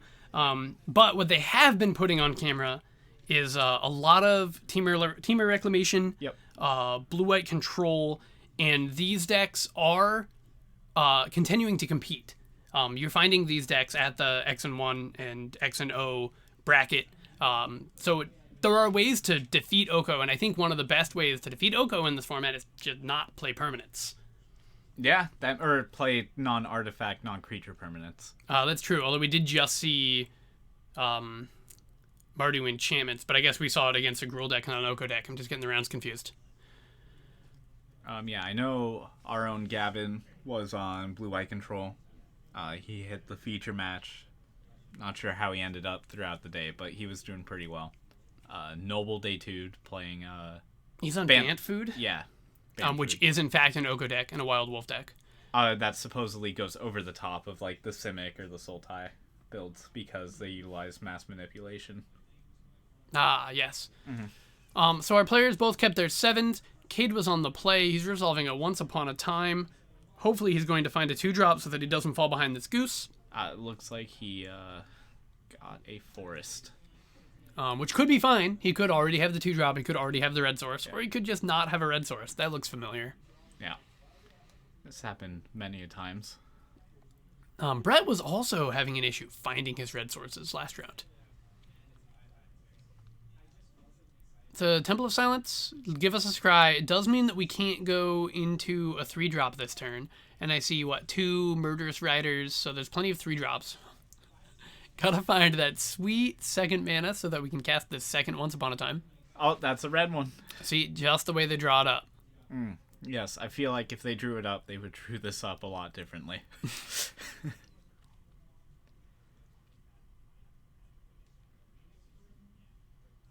Seems to be Cade's first red source all game. I don't believe that. He had 2 red sources last game. All game. Oh, all game. Yeah. What is that? Well, that is That's a Robber of the Rich. So this is a 2/2 reach haste. If Cade has fewer cards in hand than Michael, we're going to exile the top card of Michael's library. And then any turn that we attack with a Scout, we can play that card and we can spend manas that were mana of any color. Is it attack only with a Scout? And not a Robber of the Rich? Yeah. I guess it's not a Scout. It's a Rogue. Pardon? But during any turn which you attacked with a Rogue, you may cast that card. And it says cast not play, so you actually can't play lands. So we bobs Michael down to 16, it looked like.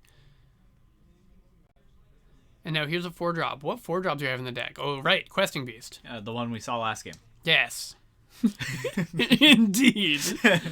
I was thinking Nebraska, what's going to go on? Nope, just the 4/4. Here's those Lava Coils, just like you thought. Just like I wrote it up. Just like you wrote it up. That is also in exile, but it's not in exile with Robber of the Rich. Gonna get another combat step, and we didn't play land, so we probably have the same number of cards in hand as our opponent now. Looks like we're determining where the Robber of the Rich exile pile starts. It is tricky when there's multiple exile zones. Yeah. Heard about this adventure mechanic? Oh boy. Did you know that if Robber of the Rich flips an adventure card, you can cast the adventure, and if you do, you then control the adventure, so you can then cast the creature spell from exile, even though you don't own the permanent in exile and you didn't exile it with Robber of the Rich? I didn't know that, but that is still a very neat mechanic to think about. Let's see. What's Cade thinking? What's in his hand? All right, we are shocking this goose. We've had enough of this goose. Are we not making a food in response? Looks like we're holding up a Murderous Rider. There is 2 Swift Ends in this hand at least. So this is going to send Michael to 14. Actually, you feel like we missed 2 damage earlier. I think he's going to 12, but I could be mistaken. But either way, the Murderous Rider is dead, so we no longer need to, I guess, during any turn which you attacked with a Rogue. So you still kind of need to know the difference between those exile zones, because there's more Robber of the Riches. Further Robber of the Riches will result in able to cast the exiled spells with former Robber of the Riches. So Cade's deck doesn't look like it goes real big. We've got some green creature in our hand and then just a stack of shocks, and that does not look like... Is that 4 shocks in our hand? What's going on there? There's a lot of shocks, and I don't agree with having all of those in. Also not too sure I'm ecstatic about keeping the hand he did.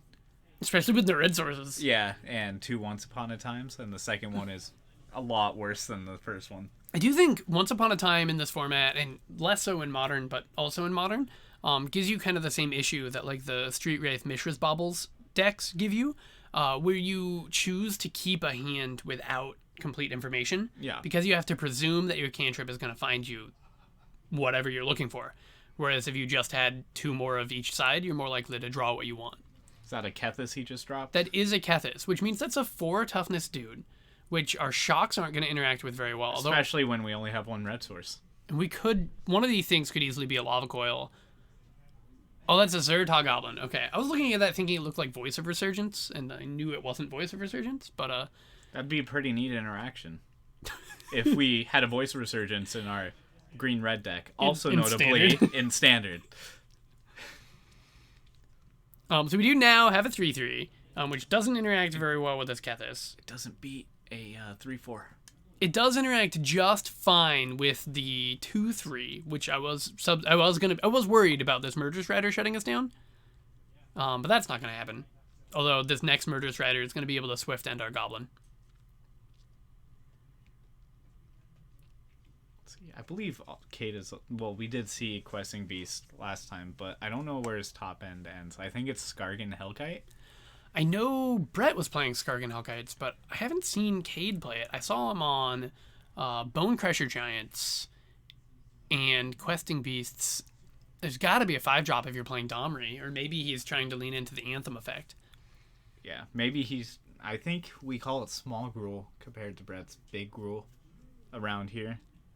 There is a Bone Crusher Giant, so In we his now have a hand, hand yeah. of 4 shocks with our still only 1 red source against our opponent's 3/4. Seems medium at best. I mean, we almost have lethal damage here, right? Just takes a while. Yeah, we can't race the goose. You can't race the goose. We did get in for 3, so we're going to be sending Michael down to 9, and now we're just playing the Bone Crusher Giant. That makes sense. It's nice to get value, but you need the tempo and you're constrained on red sources. And now we can block this Kethis, but it's going to get swift-ended. Alright, so that'll get swift-ended, which always... Right, because if we did the Bone Crusher Giant, then his trigger would do 2 damage to us. We'd go down to 5. If you go down to 5, you can lose to a flurry of burn spells next turn. That's true. A flurry's what we don't have. We don't have the flurry, that's true. And we also have food being made, presumably, all the time. But it's not being eaten yet. That is a Tolsimir, so that's going to put us up to 10. That makes sense. Now we are killing this Bone Crusher Giant.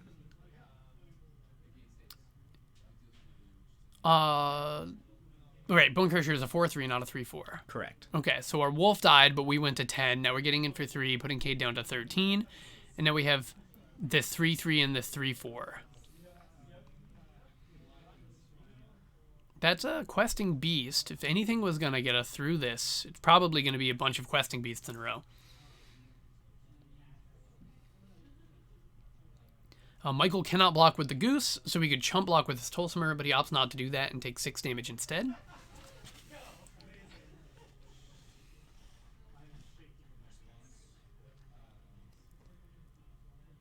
Takes 4 damage down to 6.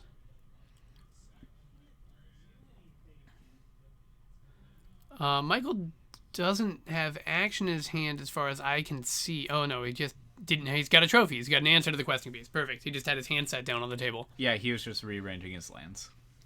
So this is going to get us our second red source. I hope.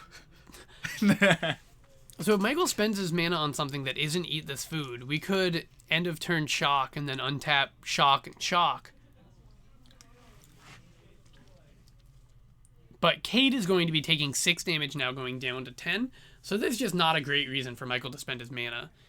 If we end of turn shocked, maybe he wouldn't eat the food immediately, and maybe we'd have the opportunity to shock him, and in response, maybe he eating food. It looks like we missed a combat step at some point this game. So Cade's a lot closer to dead than we thought he was. He had gone from 16 down to 6, presumably last turn. So this combat step brought him down to 4. With this new found information, I was much more on the shock plan. But now it looks like we're throwing out hasty blockers plan. Fabulous. The Gruul Spellbreaker is a 4/4. So, Michael's going to go up to 9, and that sucks. But Michael doesn't have a good attack right now. He's got 3 3s and 3 4s, and we have a 4/4. And the nice thing about that 4/4 is even if you elk it, it's a 4/4. Yeah, because it has a counter. Which really, I guess, that's going to be backbreaking. Let's talk about this Garruk. All right.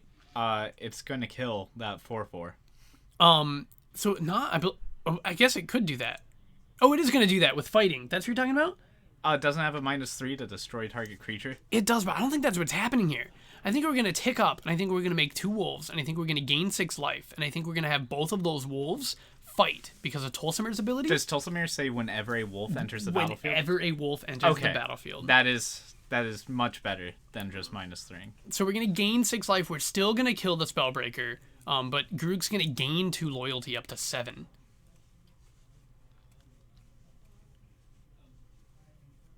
And now you must crack in, right? Because he has to chump block? Yeah. You force attack here. He has to block. Goes down to a dumb life total. 1 is a dumb number. You heard it here first. Is it prime? Is it composite? It needs to figure that out. It needs to get its act together. Yeah, it's dumb. Alright, it seems much less likely that we have 15 damage in burn with these 2 red sources. But especially with these shocks. Let's take another look at our hand and just make sure. We have a Lava Coil. Cade probably saying, "Don't kill me next turn. I have something sweet." I think that's misleading. No, it's. But like, if we Lava Coil this Tulsimir and then Lava Coil this Kethis, Gru can still just ultimate and then the Goose gets in for lethal. Looks like Cade was saying his plan was to Pestermite and Kiki Jiki, but... Oh, solid plan, but he is missing the blue and the 3rd source of red and the format. Also just the cards in itself. Ah, right. So close. So close. So, is this Grook gonna, ultimate, style points, get an emblem with creatures you control, get +3/+3 and have trample, send in the Goose?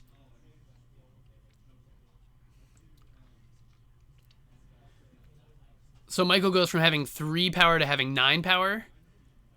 Gonna block 1. Gonna point at the Goose. Cade says no just attack with the Goose, and I'll block it. Yeah, it doesn't look like that works out. So Cade's gonna pick up his hand. Death by Goose. So that was another real quick one. Congratulations, Michael. He's 3-0 right now, so he's basically a lock to make it into a bonus round. We have top 4 playing in a bonus round. That deck looks like a lot of fun. You talking about the 4-color Legends deck? Yeah. Yeah, it's a stack of good cards. I don't know that I want such punishing mana, because the mana in this format's not that great. I don't really want to play Temples, and he's definitely playing Temples. Yeah, because they enter tapped, and that kind of sucks. But they scry. They do scry. And last time they printed Temples into Standard, we read them and thought they were garbage, and then loved them and played them. Mm-hmm. But last time we were playing Theros cards, and like turn 2, 1/1 into turn 3, 2/3 was good enough.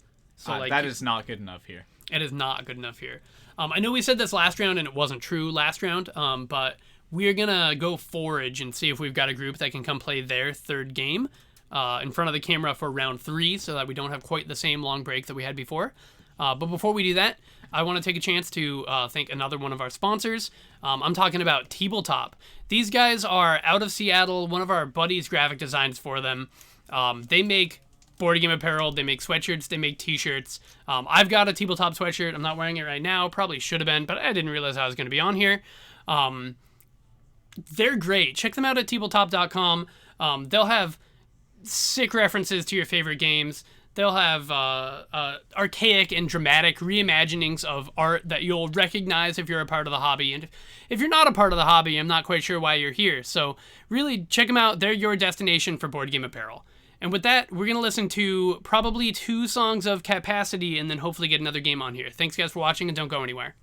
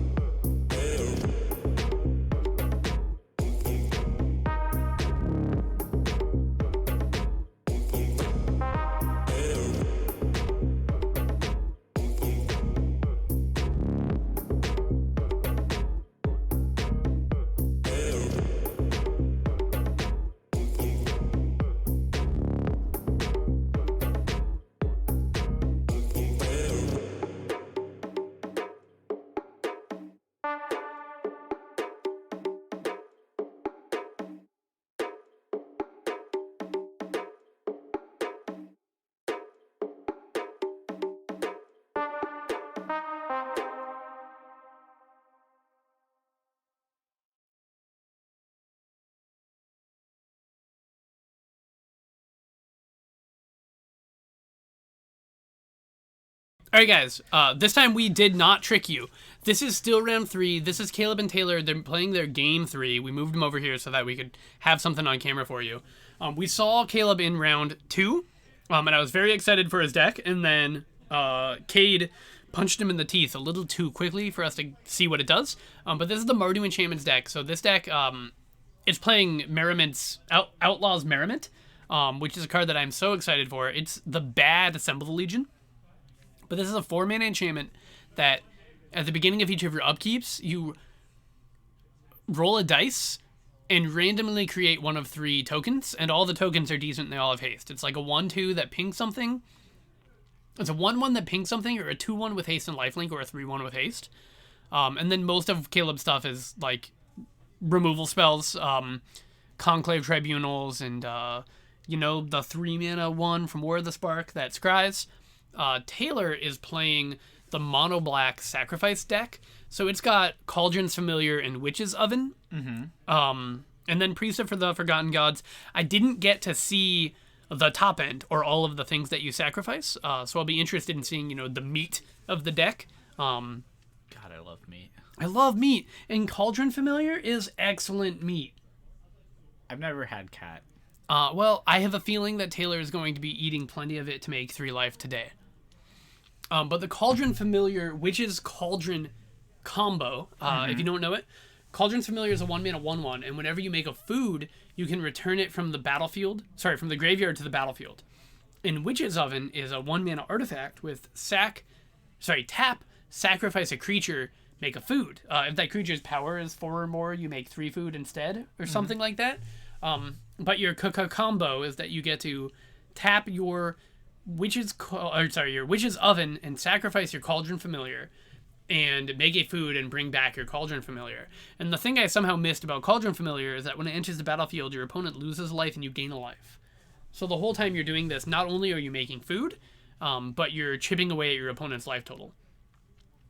And then sacking the food to bring Cauldron Familiar back. Oh, is it when you eat the food or when you make the food? When you sack... This makes the food. Yeah. The Witch's Oven. Mm-hmm. And Cauldron Familiar says sacrifice a food. You may cast Cauldron Familiar from your graveyard. Or put it from your graveyard to the battlefield. Oh, got it. So you don't also get to eat the food. So he's not going to eat the cat. No. The cat is going to eat the previous cat to get a new cat. Yeah. Well, this is gross. And also to note, you can sacrifice a food and put this Cauldron's Familiar on your opponent's end step. It doesn't have to be on your turn. Oh, yeah. It is a ability. Yeah, an activated ability. Fabulous. This is an Oath of Kaya, 3-mana sorcery speed lightning helix. What we've got going on right now is Drill Bit. This is actually a card that we're not looking at for Pioneer, and I think we should be. It's a 1-mana Thoughtseize if you Spectacle, otherwise it's a 3-mana Thoughtseize, but it's not that hard to get in a point of damage. So for 1 mana, we got to look at our opponent's hand and take any non-land card, and we took the Deafening Clarion. Oh, it looks like we've got the Black Sir. That makes perfect sense. When she or another black creature enters the battlefield under your control, your opponents lose life and you gain a life, and you can sacrifice a black creature to draw a card. So that's more ways to turn Cauldron Familiar into value. Caleb took another hit, went down to 17, probably went down to 16, right? 1 damage from Ayara, 1 damage from the cat, but now he's going to go up to 19 by casting the Sorcery Speed Lightning Helix. I really like Oath of Kaya. I think it's a good card in this format. Yeah, and you're playing Doom Foretold, right? I am playing Esper Stacks, correct. So you're playing more Oath of Kaya than most. I'm playing 4. As long as other people aren't playing 4, then I would say yes to that question. Fabulous. Essence Extraction saw a little bit of play, but Oath of Kaya can hit creatures and planeswalkers. Correct. How bad does a Lightning Helix have to be before we stop playing it? People played Smiting Helix a little bit. Yeah. To try to make Mardu Pyromancer come back. And Creeping... Turns out, Creeping Chill, but that one's free. But Modern Horizons also printed this thing called Renin 6, and turns out Renin 6 is really good against the young Pyromancer deck. Ooh, yes, that makes sense. Oh, we Castle Lochthwain with cards in hand, so we're paying a lot of life to do this.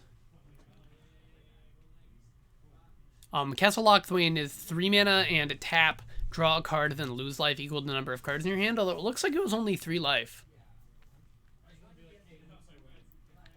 What is this card? Is this the card you were talking about, the enchantment? Yep, this is Outlaw's Merriment. That's the card. I Cool. think Taylor's deck has a really hard time with this card. Being mono black, you can't remove it from the battlefield.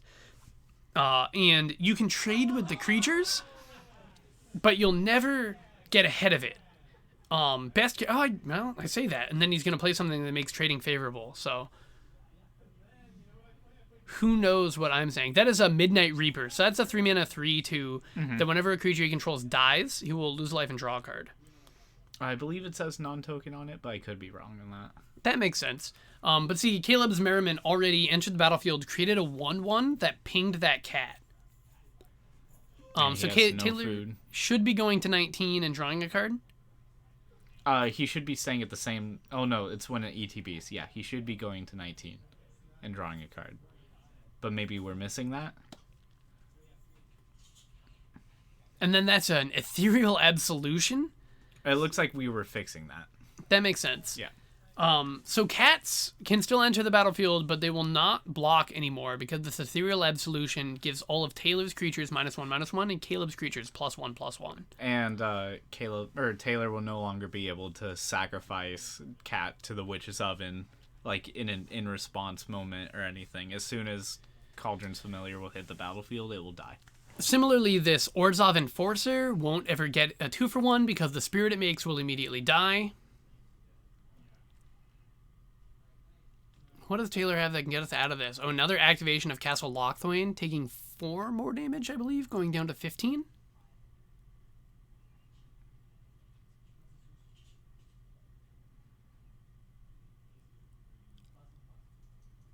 Looks like that found us an Ayara, which is going to gain us 1 life, lose Caleb 1 life.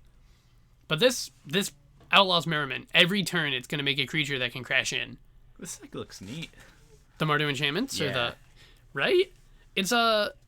I also think the Priest of the Forgotten Gods deck, or whatever the name of this deck is also neat. But I'm really into this Ethereal Absolution and random token things and Prison Realm and Oathakaya like enchantment removal. Why isn't it playing Doom Foretold?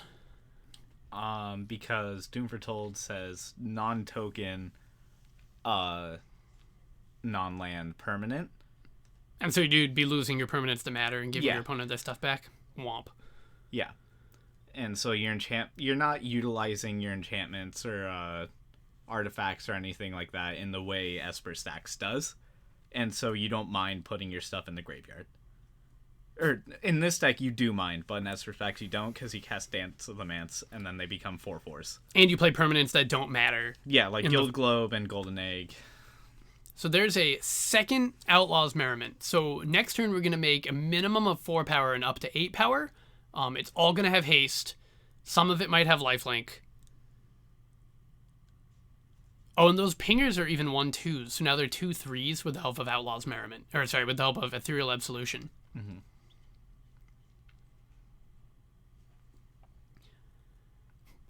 Ethereal Absolution also seems real strong against Oko. In the land of elk, you want your elk to be 4/4s and their elk to be 2/2s. Yeah, it could swing a little bit favorably, but in the colors of green, you probably have a way to deal with that enchantment at some point. But I don't think anyone's playing hard enchantment removal. Yeah, we do have Assassin's Trophy, I guess, is the obvious answer. Yeah. And then Reclamation Sages. Is Rexage legal? Is it not anymore? Was it course at M19? I thought it was 20. I cannot remember if Rexage is legal or not. But I guess Trophy is a pretty ubiquitous answer to, permanents. Yeah, also a lot of decks are playing Noxious Grasp. And this thing's a white permanent. I believe Noxious Grasp Or kills creatures and planeswalkers. Creatures and Planeswalkers, that's correct. All right, so we've been watching Taylor try and navigate this turn, trying to figure out what he can stick, what he can put on the battlefield that's actually going to not die immediately and be able to put some pressure on these things. We're activating Castle Lockthwain again, doing 3 damage to ourselves, going down to 7. But there's a Witch's Oven, so that's going to enable us to block with, say, this Orzhov Enforcer and make a food and draw a card.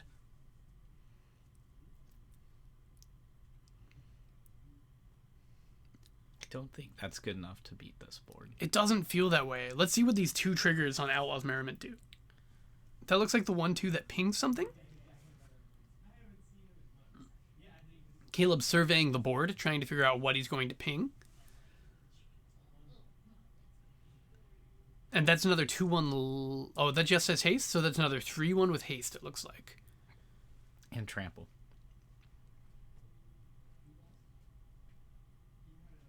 Right, 3/1s are trample and haste. Yeah, I'm not sure if that's a 3/1 or a 2/1, but I'm pretty sure Okay. that's 2 1/2s and 2 of whatever the other type is. So it looks like we're coming in for 10 or possibly 12. And Taylor has 1, 2, 3, 4, 5 toughness on his side of the board. 2 1s and 1 2s. Okay. So we've got 10 power, but none of it has trample. No. But you'd be gaining 6 going back to 20. That's nice. And also, if Taylor blocks with anything that dies, which anything he blocks with is going to die, his Midnight Reaper is going to trigger. So I believe Ayula has 3 toughness. So that can block the 1 2s. So Ayula is a 2/3, except there's an Ethereal Absolution on the battlefield. Oh, right. So she's that a affects your 1/2. opponent's creatures. Yeah, and the 1/2s Correct. are 2/3s. Yep. Don't worry, I'm getting the hang of this thing now. Yeah, there's a lot of permanents on the battlefield, and they all, have power and toughness and triggered abilities and static abilities. And chumping your real creatures for tokens feels so bad. Especially when they're just like dumb 1 2s or 2 1s. But you have to do it to live, and that's where we are. So Taylor's declaring 3 blockers, and then he's sacrificing the Orzhov Enforcer, which is going to cause him to lose a life and draw a card. And then he's going to take 2 damage from combat, which is going to put him down to 3, but he'll get to eat food up to 6 before his 2 other creatures dies, and he draws 2 more cards and goes down to 4. The spirit will no longer be on the battlefield. Does Midnight Reaper say any creature? Or does it only say non-token? I believe it says non-token, and I actually think that Taylor would rather not resolve that trigger than resolve that trigger anyway. Yeah. I mean, we're getting the food out here, but that's not the question. Oh, the familiar comes back, pinging Caleb, and then immediately dies, drawing a card. Oh, we didn't sack the food for life? We sacked it to get the cat back? But the cat dies. But that creates a drain trigger, or 2 drain triggers, because of a Yara, not a Eula. Yeah, she's not the Queen of Bears. She's the first of Lochthwain. Although it's not impossible that one be both. It's a kind of like a Brave reference.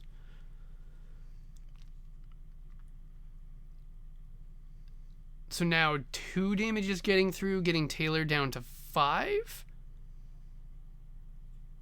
And we're just throwing out this third, oh, merry men. Is that Cauldron's familiar? Yeah, that cat should not continue to be on the battlefield. Hey, Bacon, we're doing well. We're watching Taylor try and play a bunch of tokens against an Ethereal Absolution. How are you doing? How's Richmond? Oh, is that Gavin? That's Alex. That's Alex. Oh, cool. So Taylor drew 4 cards last turn, maybe 5. But he doesn't have a whole lot in his deck that's relevant on this board. This Murderous Rider not looking that great. Yeah, Murderous Rider does not answer these tokens very nicely. There's another Witch's Cauldron. That's not it. It does give us additional cat activations. That's not even true, because we can't even sacrifice our cat to Witch's Cauldron. Correct. Oven. Witch's Oven, Cauldron Familiar. Pardon. So right now Caleb has 3 dudes on the battlefield. It's 7 power. Activating Lochthwain. And taking 5? Taking 5 and dying? Oh, okay. So he's going out on his own terms. All right. Sure. That's classy. That's a classy way to do this. So that's going to be the end of round 3. Caleb won this one in 3, which is going to bring Caleb up to 2-1, which I think brings Taylor to 1-2. That ate up a lot of the missing time that we had for round 3.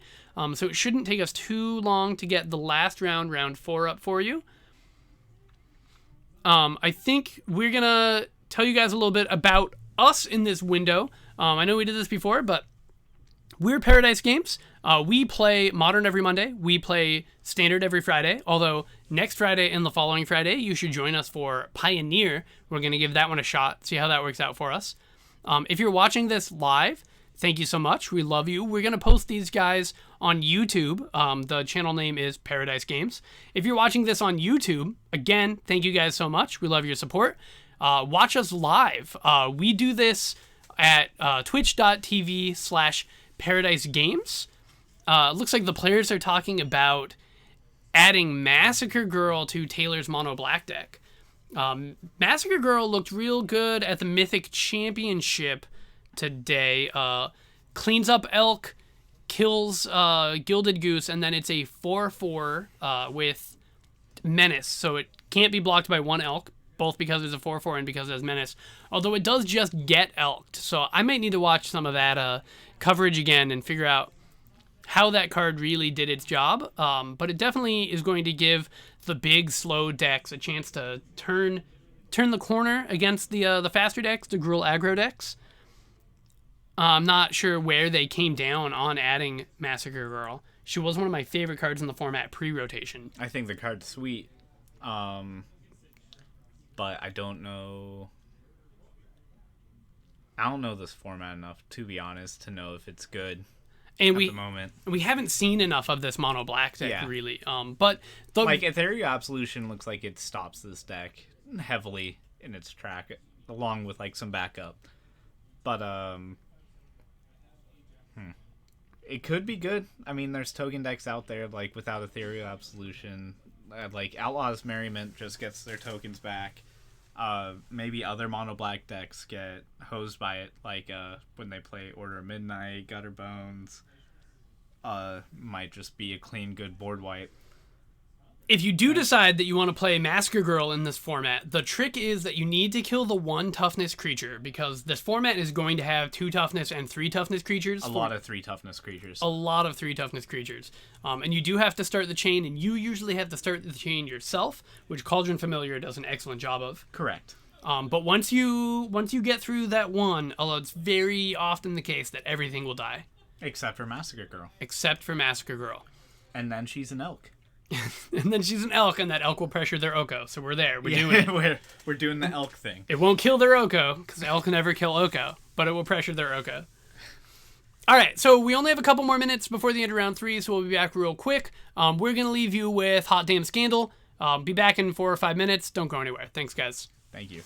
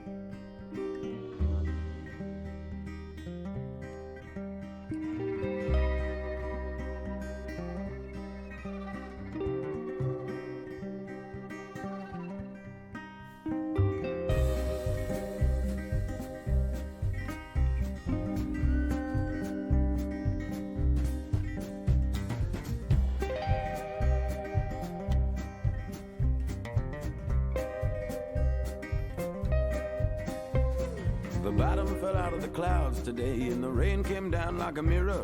One big sheet and it shattered on the ground. Now it's 7 years of bad luck all over this town.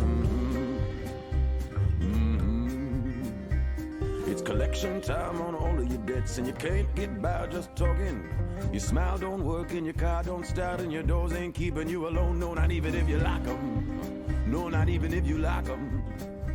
When you're tapped into that bit of vein, just about anything feels good.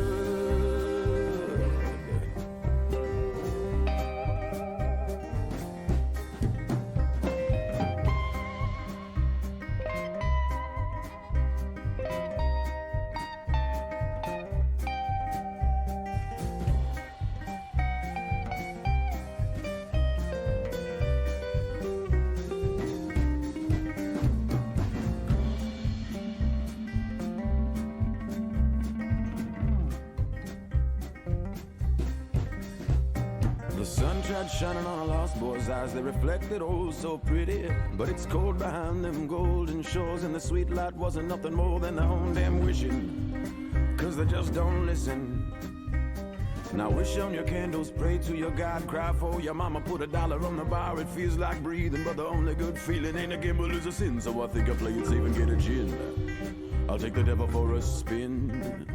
When you're tapped into that bit of vein, just about anything feels good.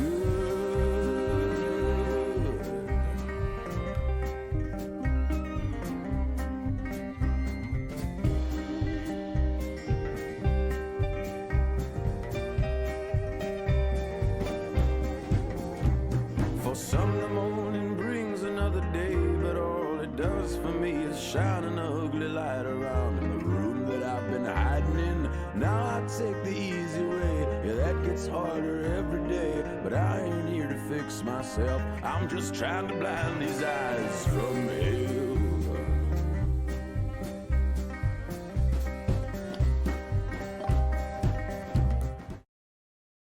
And we're back. This is round 4. We have Anthony on Definitely Not Mono Red and Cade on Gruul Subpar Monsters. I believe Definitely Not Mono Red refers to Black Red Knights. I'm just wrong. Those are cavalcades? I'm actually fairly certain that this is definitely mono red. Hello, Patrick. Thank you so much for joining us. It's actually James and I in the booth. It's Cade and Anthony on camera. It's Axton behind the camera. Fabulous. So nice to hear that you're on the moon. I believe Cade's calling his deck Subpar Monsters because it doesn't have 2 drops and doesn't draw its 1 drop. I believe we can't change decks, so we could get a judge on that. What happened to just Gruul Monsters? So we've got these guys playing in round 4. It looks like we're still shuffling or side... Huh. Alright, so... I heard the joke. Cade concedes to sideboarding. I assume that's what's going on right now is that Anthony is going back to his main board and that Cade concedes and we're going to game 2 is not what's actually happening. Yeah, confirmed. Anthony's going back to his main board. So this looks like a Cavalcade deck. So the Cavalcade deck is going to play a bunch of 1-mana hasty evasive dudes. We've got Gingerbrute. We've got there's the guy that can't be blocked by creatures with defend except by creatures with defender. If you pay red, don't remember his name. I know what you're talking about. Right? He's a goblin. I assume we play Robber of the Rich in this deck, but we also play a bunch of Shocks, Skewer the Critics, Light of the Stages, and Torbran. I think it's Torvald. Torbran? Torbrand, Torvald, one of those two. The 4-mana red one that adds 2 to red sources for damage. Oh, thank you, Patrick. Tin Street Dodger is the name of the 1-drop that can't be blocked by creatures, except by creatures with defender.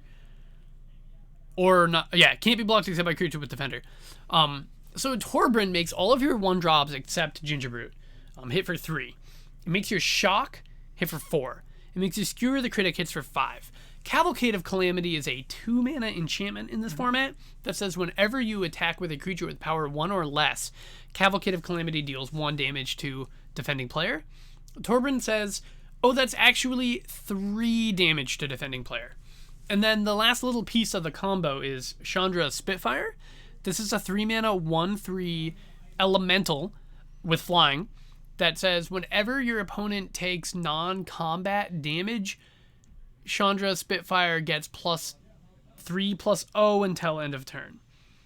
So that's the other thing that goes nuts with your Cavalcade, is if you attack with 2 Ginger Brutes and a Tin Street Dodger and you get 3 Cavalcade triggers, your Chandra Spitfire is coming in for 10. We've got the die roll. They're rolling a lovely Die Hard D12.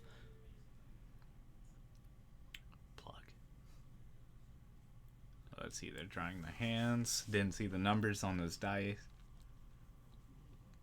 Let's see who's going first. Cade's hand looks like shocks and green sources. Man, that's his favorite.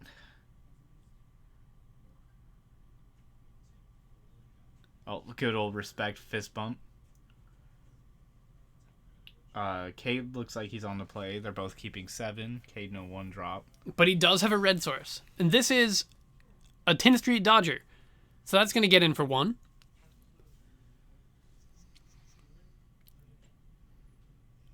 No, gotta fix that, obviously. We know Cade has a shock. It looks like there's a Bone Crusher Giant, so we could also stomp. Oh, that's a Fervent Champion. So that deck has even more 1-mana hasty dudes. Looks like we're Robber the Riching and swinging back. And we're racing. That's a surprise to me.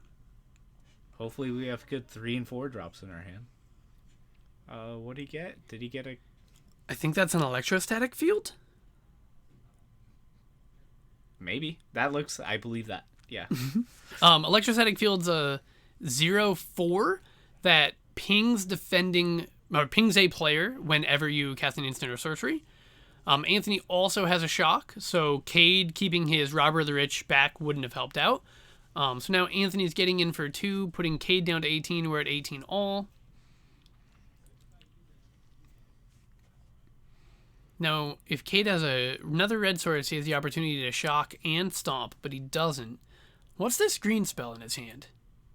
Probably a Once Upon a Time. It looked like a Once Upon a Time. And it looks like he's going to like to possibly shock something and then Once Upon a Time. Seems alright. Anthony has 3 mana. Cast his Bone Crusher Giant for the easy 2-for-1. Gonna shock the hasty boy. So we're still at 18, and there's the Once Upon a Time. So this card has been everywhere. Yes. In Standard, in Modern, in Pioneer. It is the green Ponder? It's gotta be better than Ponder. It lets you play 2 fewer threats and 2 fewer lands, and in theory, find the one that you need when you need it. Here it's finding us a Zertog Goblin, although we'd probably be pretty happy with a red source.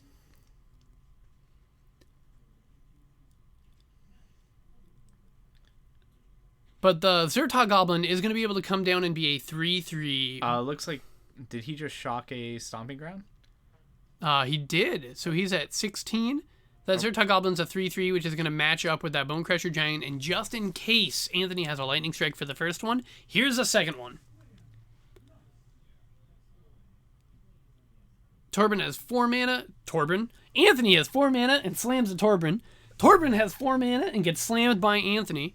The Bone Crusher Giant could have served, but still would have traded with a Zertog Goblin. But Torbran is a 2/4, but he actually hits for 4 damage because he pumps himself, being a red source. Questing Beast. Questing Beast is probably going to serve, although that'll give Anthony the choice regarding what he wants to trade with. But I assume he's going to put this Bone Crusher Giant in the way of it. He cannot block with the Torbran, I'm pretty sure. Oh, that's a good point. Torbran dealing 4 damage in combat does not mean that it has 4 power. Mm-hmm. If he had to trade with anything, it'd be his Bone Crusher Giant.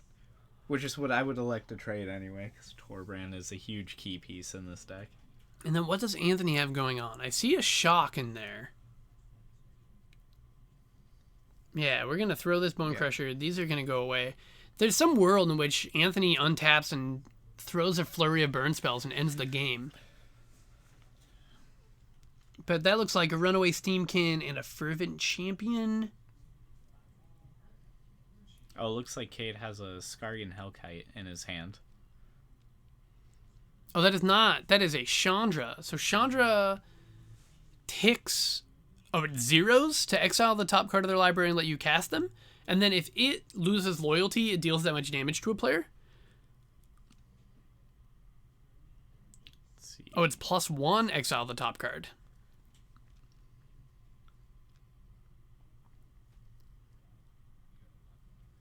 So with Torbran, if Cade were to attack Chandra and she lost, let's say, 3 loyalty because the Zertog Goblin hit her, she would do 5 damage to Cade.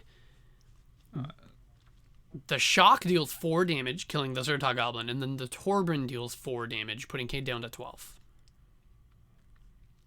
Let's see, throwing in this Questing Beast.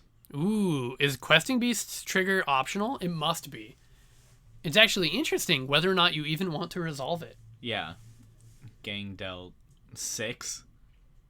And not even killing the Chandra. Yeah, is not great.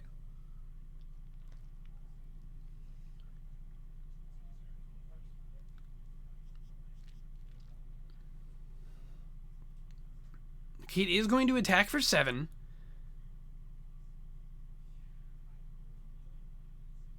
And he is going to resolve the trigger on the Questing Beast. So it looks like Anthony should be going to 15.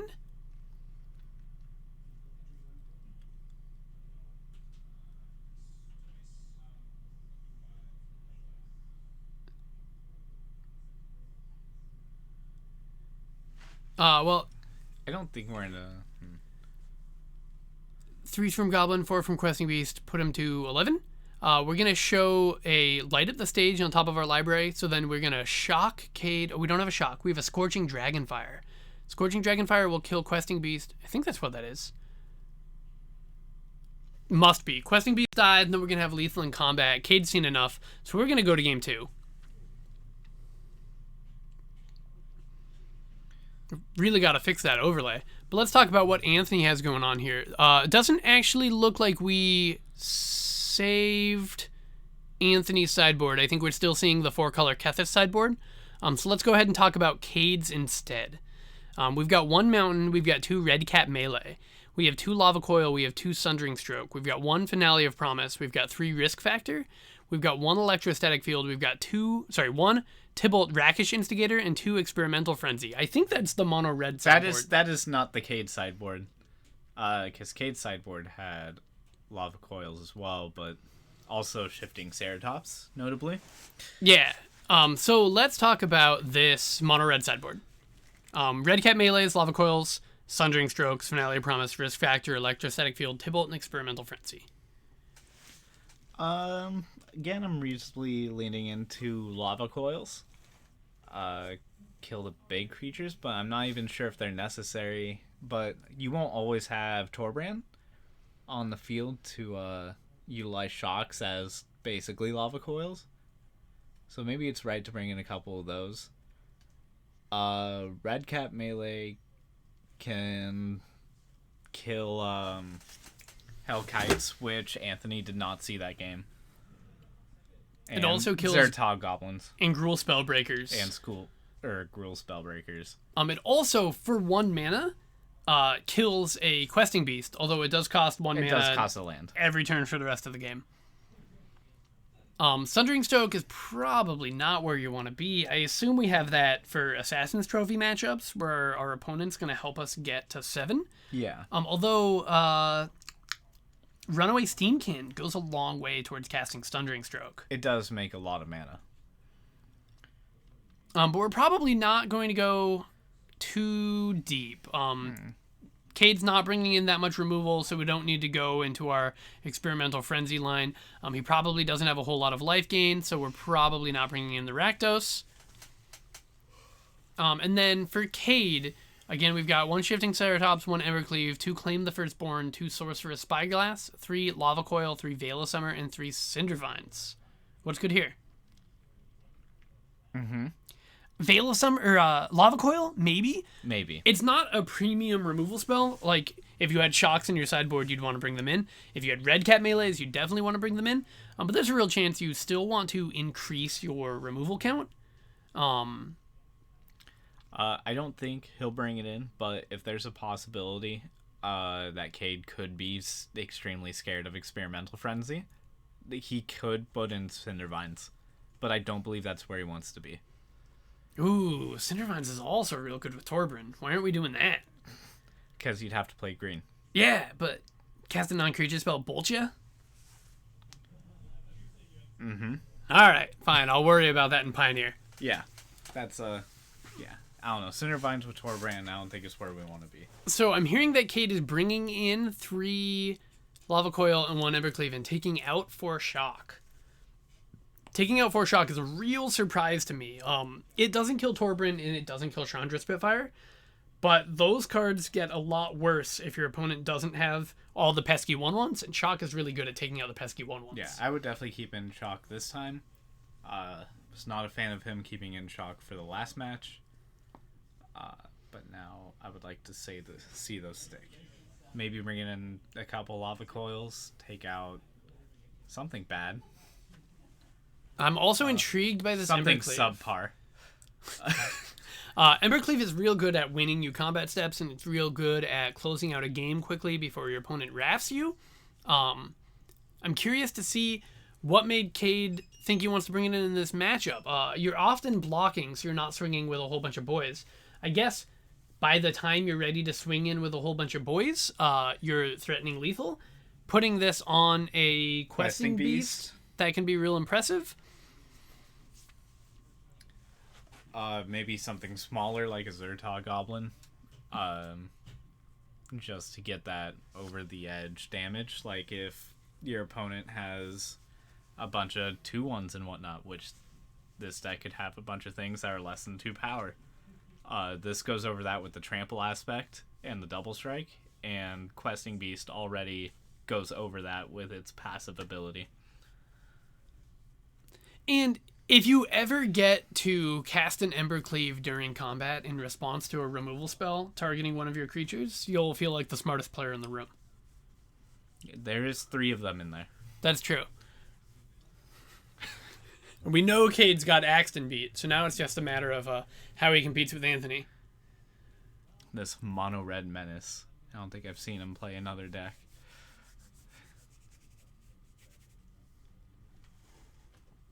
I can't tell if Cade's on the mulligan. I was too busy looking at my handsome co-pilot. Anthony looks like he's keeping his 7, though. I am very handsome. Just want to throw that out there. Yeah. Not sure what Cade's doing. I am skeptical of this Embercleave. Way more skeptical of him taking out Shocks.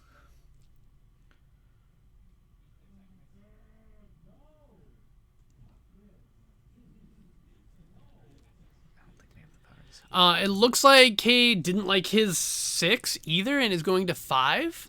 We've already seen Cade win on a mulligan to 5 once tonight, though. I'm sure you have. We did, I assure you. Okay. He beat that Mardu Enchantments deck on the mulligan to 5. Okay, that's good.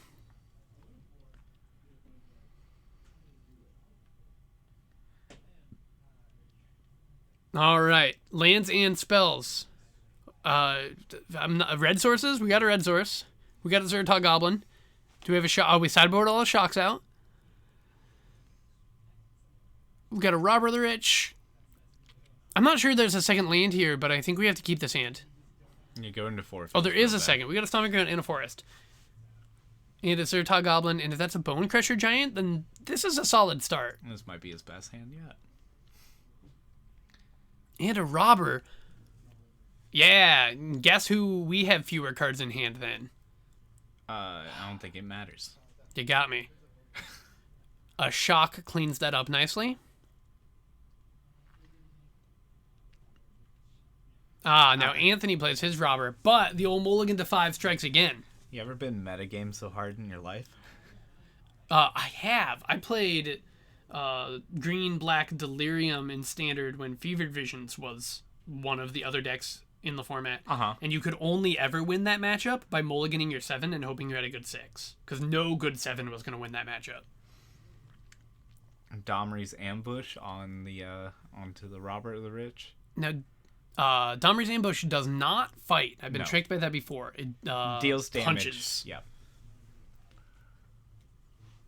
And now we see Pelt Collector. Pelt Collector is exactly the card that I imagined was going to come out for Lava Coils, not Shocks. So, interesting to see it on the battlefield, see how much it matters. Well, I guess it ate a removal spell, so that's about as much as you can hope for. And it is no longer on the battlefield.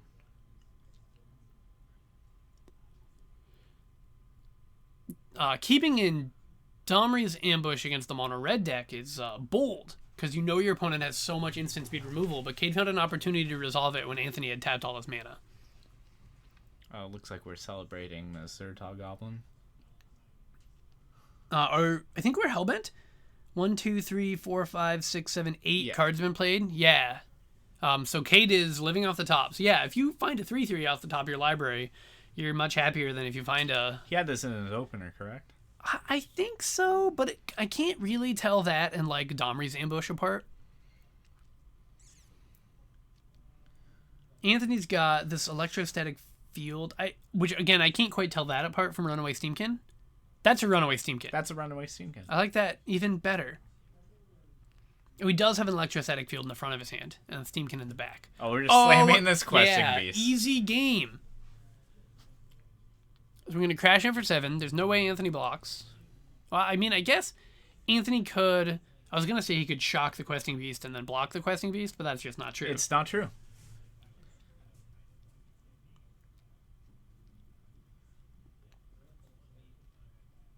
Anthony took 7, put him down to 13. Did the Pelt Collector not get in for 2? The Pelt Collector got shocked. Oh, yes, yes. Is the adventure part on Bone Crusher Giant, is that an instant or a sorcery? Stomp is an instant. Okay. Cade sure looks like he ripped another spell. Cade looks like a lot of things. But first we're going to go to combat. We're going to come in for 7. The Bone Crusher Giant's likely going to trade with the Questing Beast. Oh, but if that's an Embercleave, then this is his moment.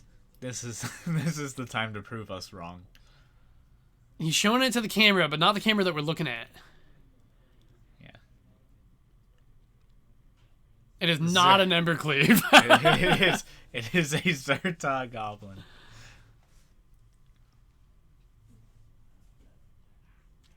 But man, is he acting like it's an Embercleave. Cannot do that. Anthony trying to play around the Embercleave. So he's got his thinker thinking. Indeed.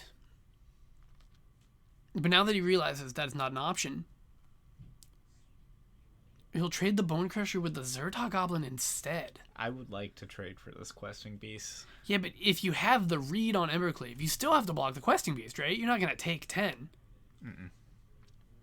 And now, it looks like he's just lost a Bone Crusher Giant. This time, he will be able to have a bigger...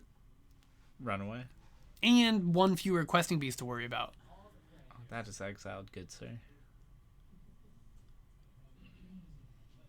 He heard you. Thank you. Lava Runner goes up to 3 power and toughness. It goes up to 2 counters, so we're a little closer to generating 3 mana if we choose to.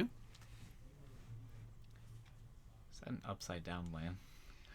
It is. It's confused. If it tries to attack, you have to flip a coin, and if you lose the flip, it takes 20 damage instead of doing whatever its attack would do. Is this a Pokemon reference? That is a Pokemon reference. Great. Here's a Robber of the Rich off the top. So Cade has drawn 4 spells in a row. Not bad. That's a 5th spell that he's going to get to cast this turn. He is chump attacking with this Robber of the Rich. It gets eaten, but the Zertog Goblin gets in for 3, and now we can cast this Electrostatic Field. Anthony tapped that mountain to send a message. Mm-hmm. It was fun.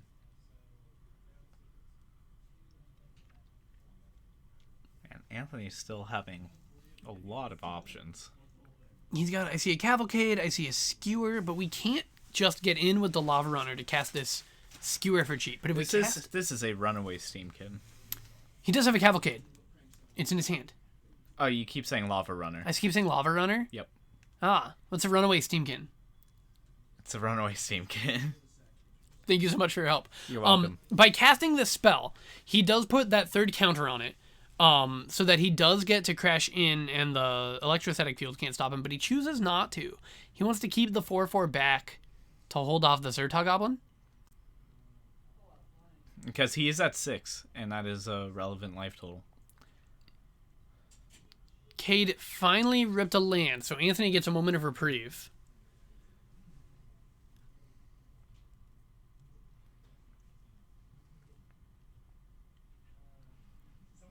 He's got a Scorching Dragonfire, which can kill the Zertog Goblin. So what, you can make 3 mana, cast Scorching Dragonfire, cast...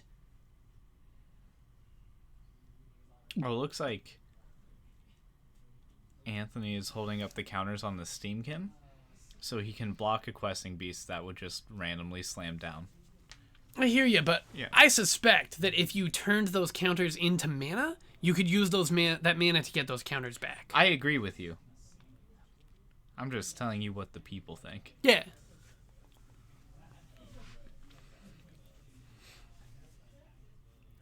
Because if we had used... So there's also a Goblin being made and attacking here, right? So we're getting in for 4, 5, 6, 7, 8. We're making 2 Goblins. Krenko makes Goblins equal to his power. Is that what that card is? Yeah, Okay. that's a Krenko Tin Street Mob Boss. Tin Street Hooligan. It's the new Legendary Krenko. I cannot remember what his official title is. I'm so sorry, Krenko. But if we had taken 3 mana off of our Steamkin and used that mana to cast the... I believe that was actually a Slaying Fire, not a Scorching Dragonfire. Then we crash in. We've got our 3 mana up. We can cast a Skewer the Critics and Electrostatic Field. I guess we don't get up to 3 counters on the Steamkin. We just get up to 2, which would still be enough to block a Questing Beast if that's what we cared about. I think we care more about trading for the Questing Beast. But with this board state, it seems like Bone Crusher Giant will do its own thing. And now we're taking the 3 counters off the Runaway Steamkin. We get one of them back immediately. Mm-hmm.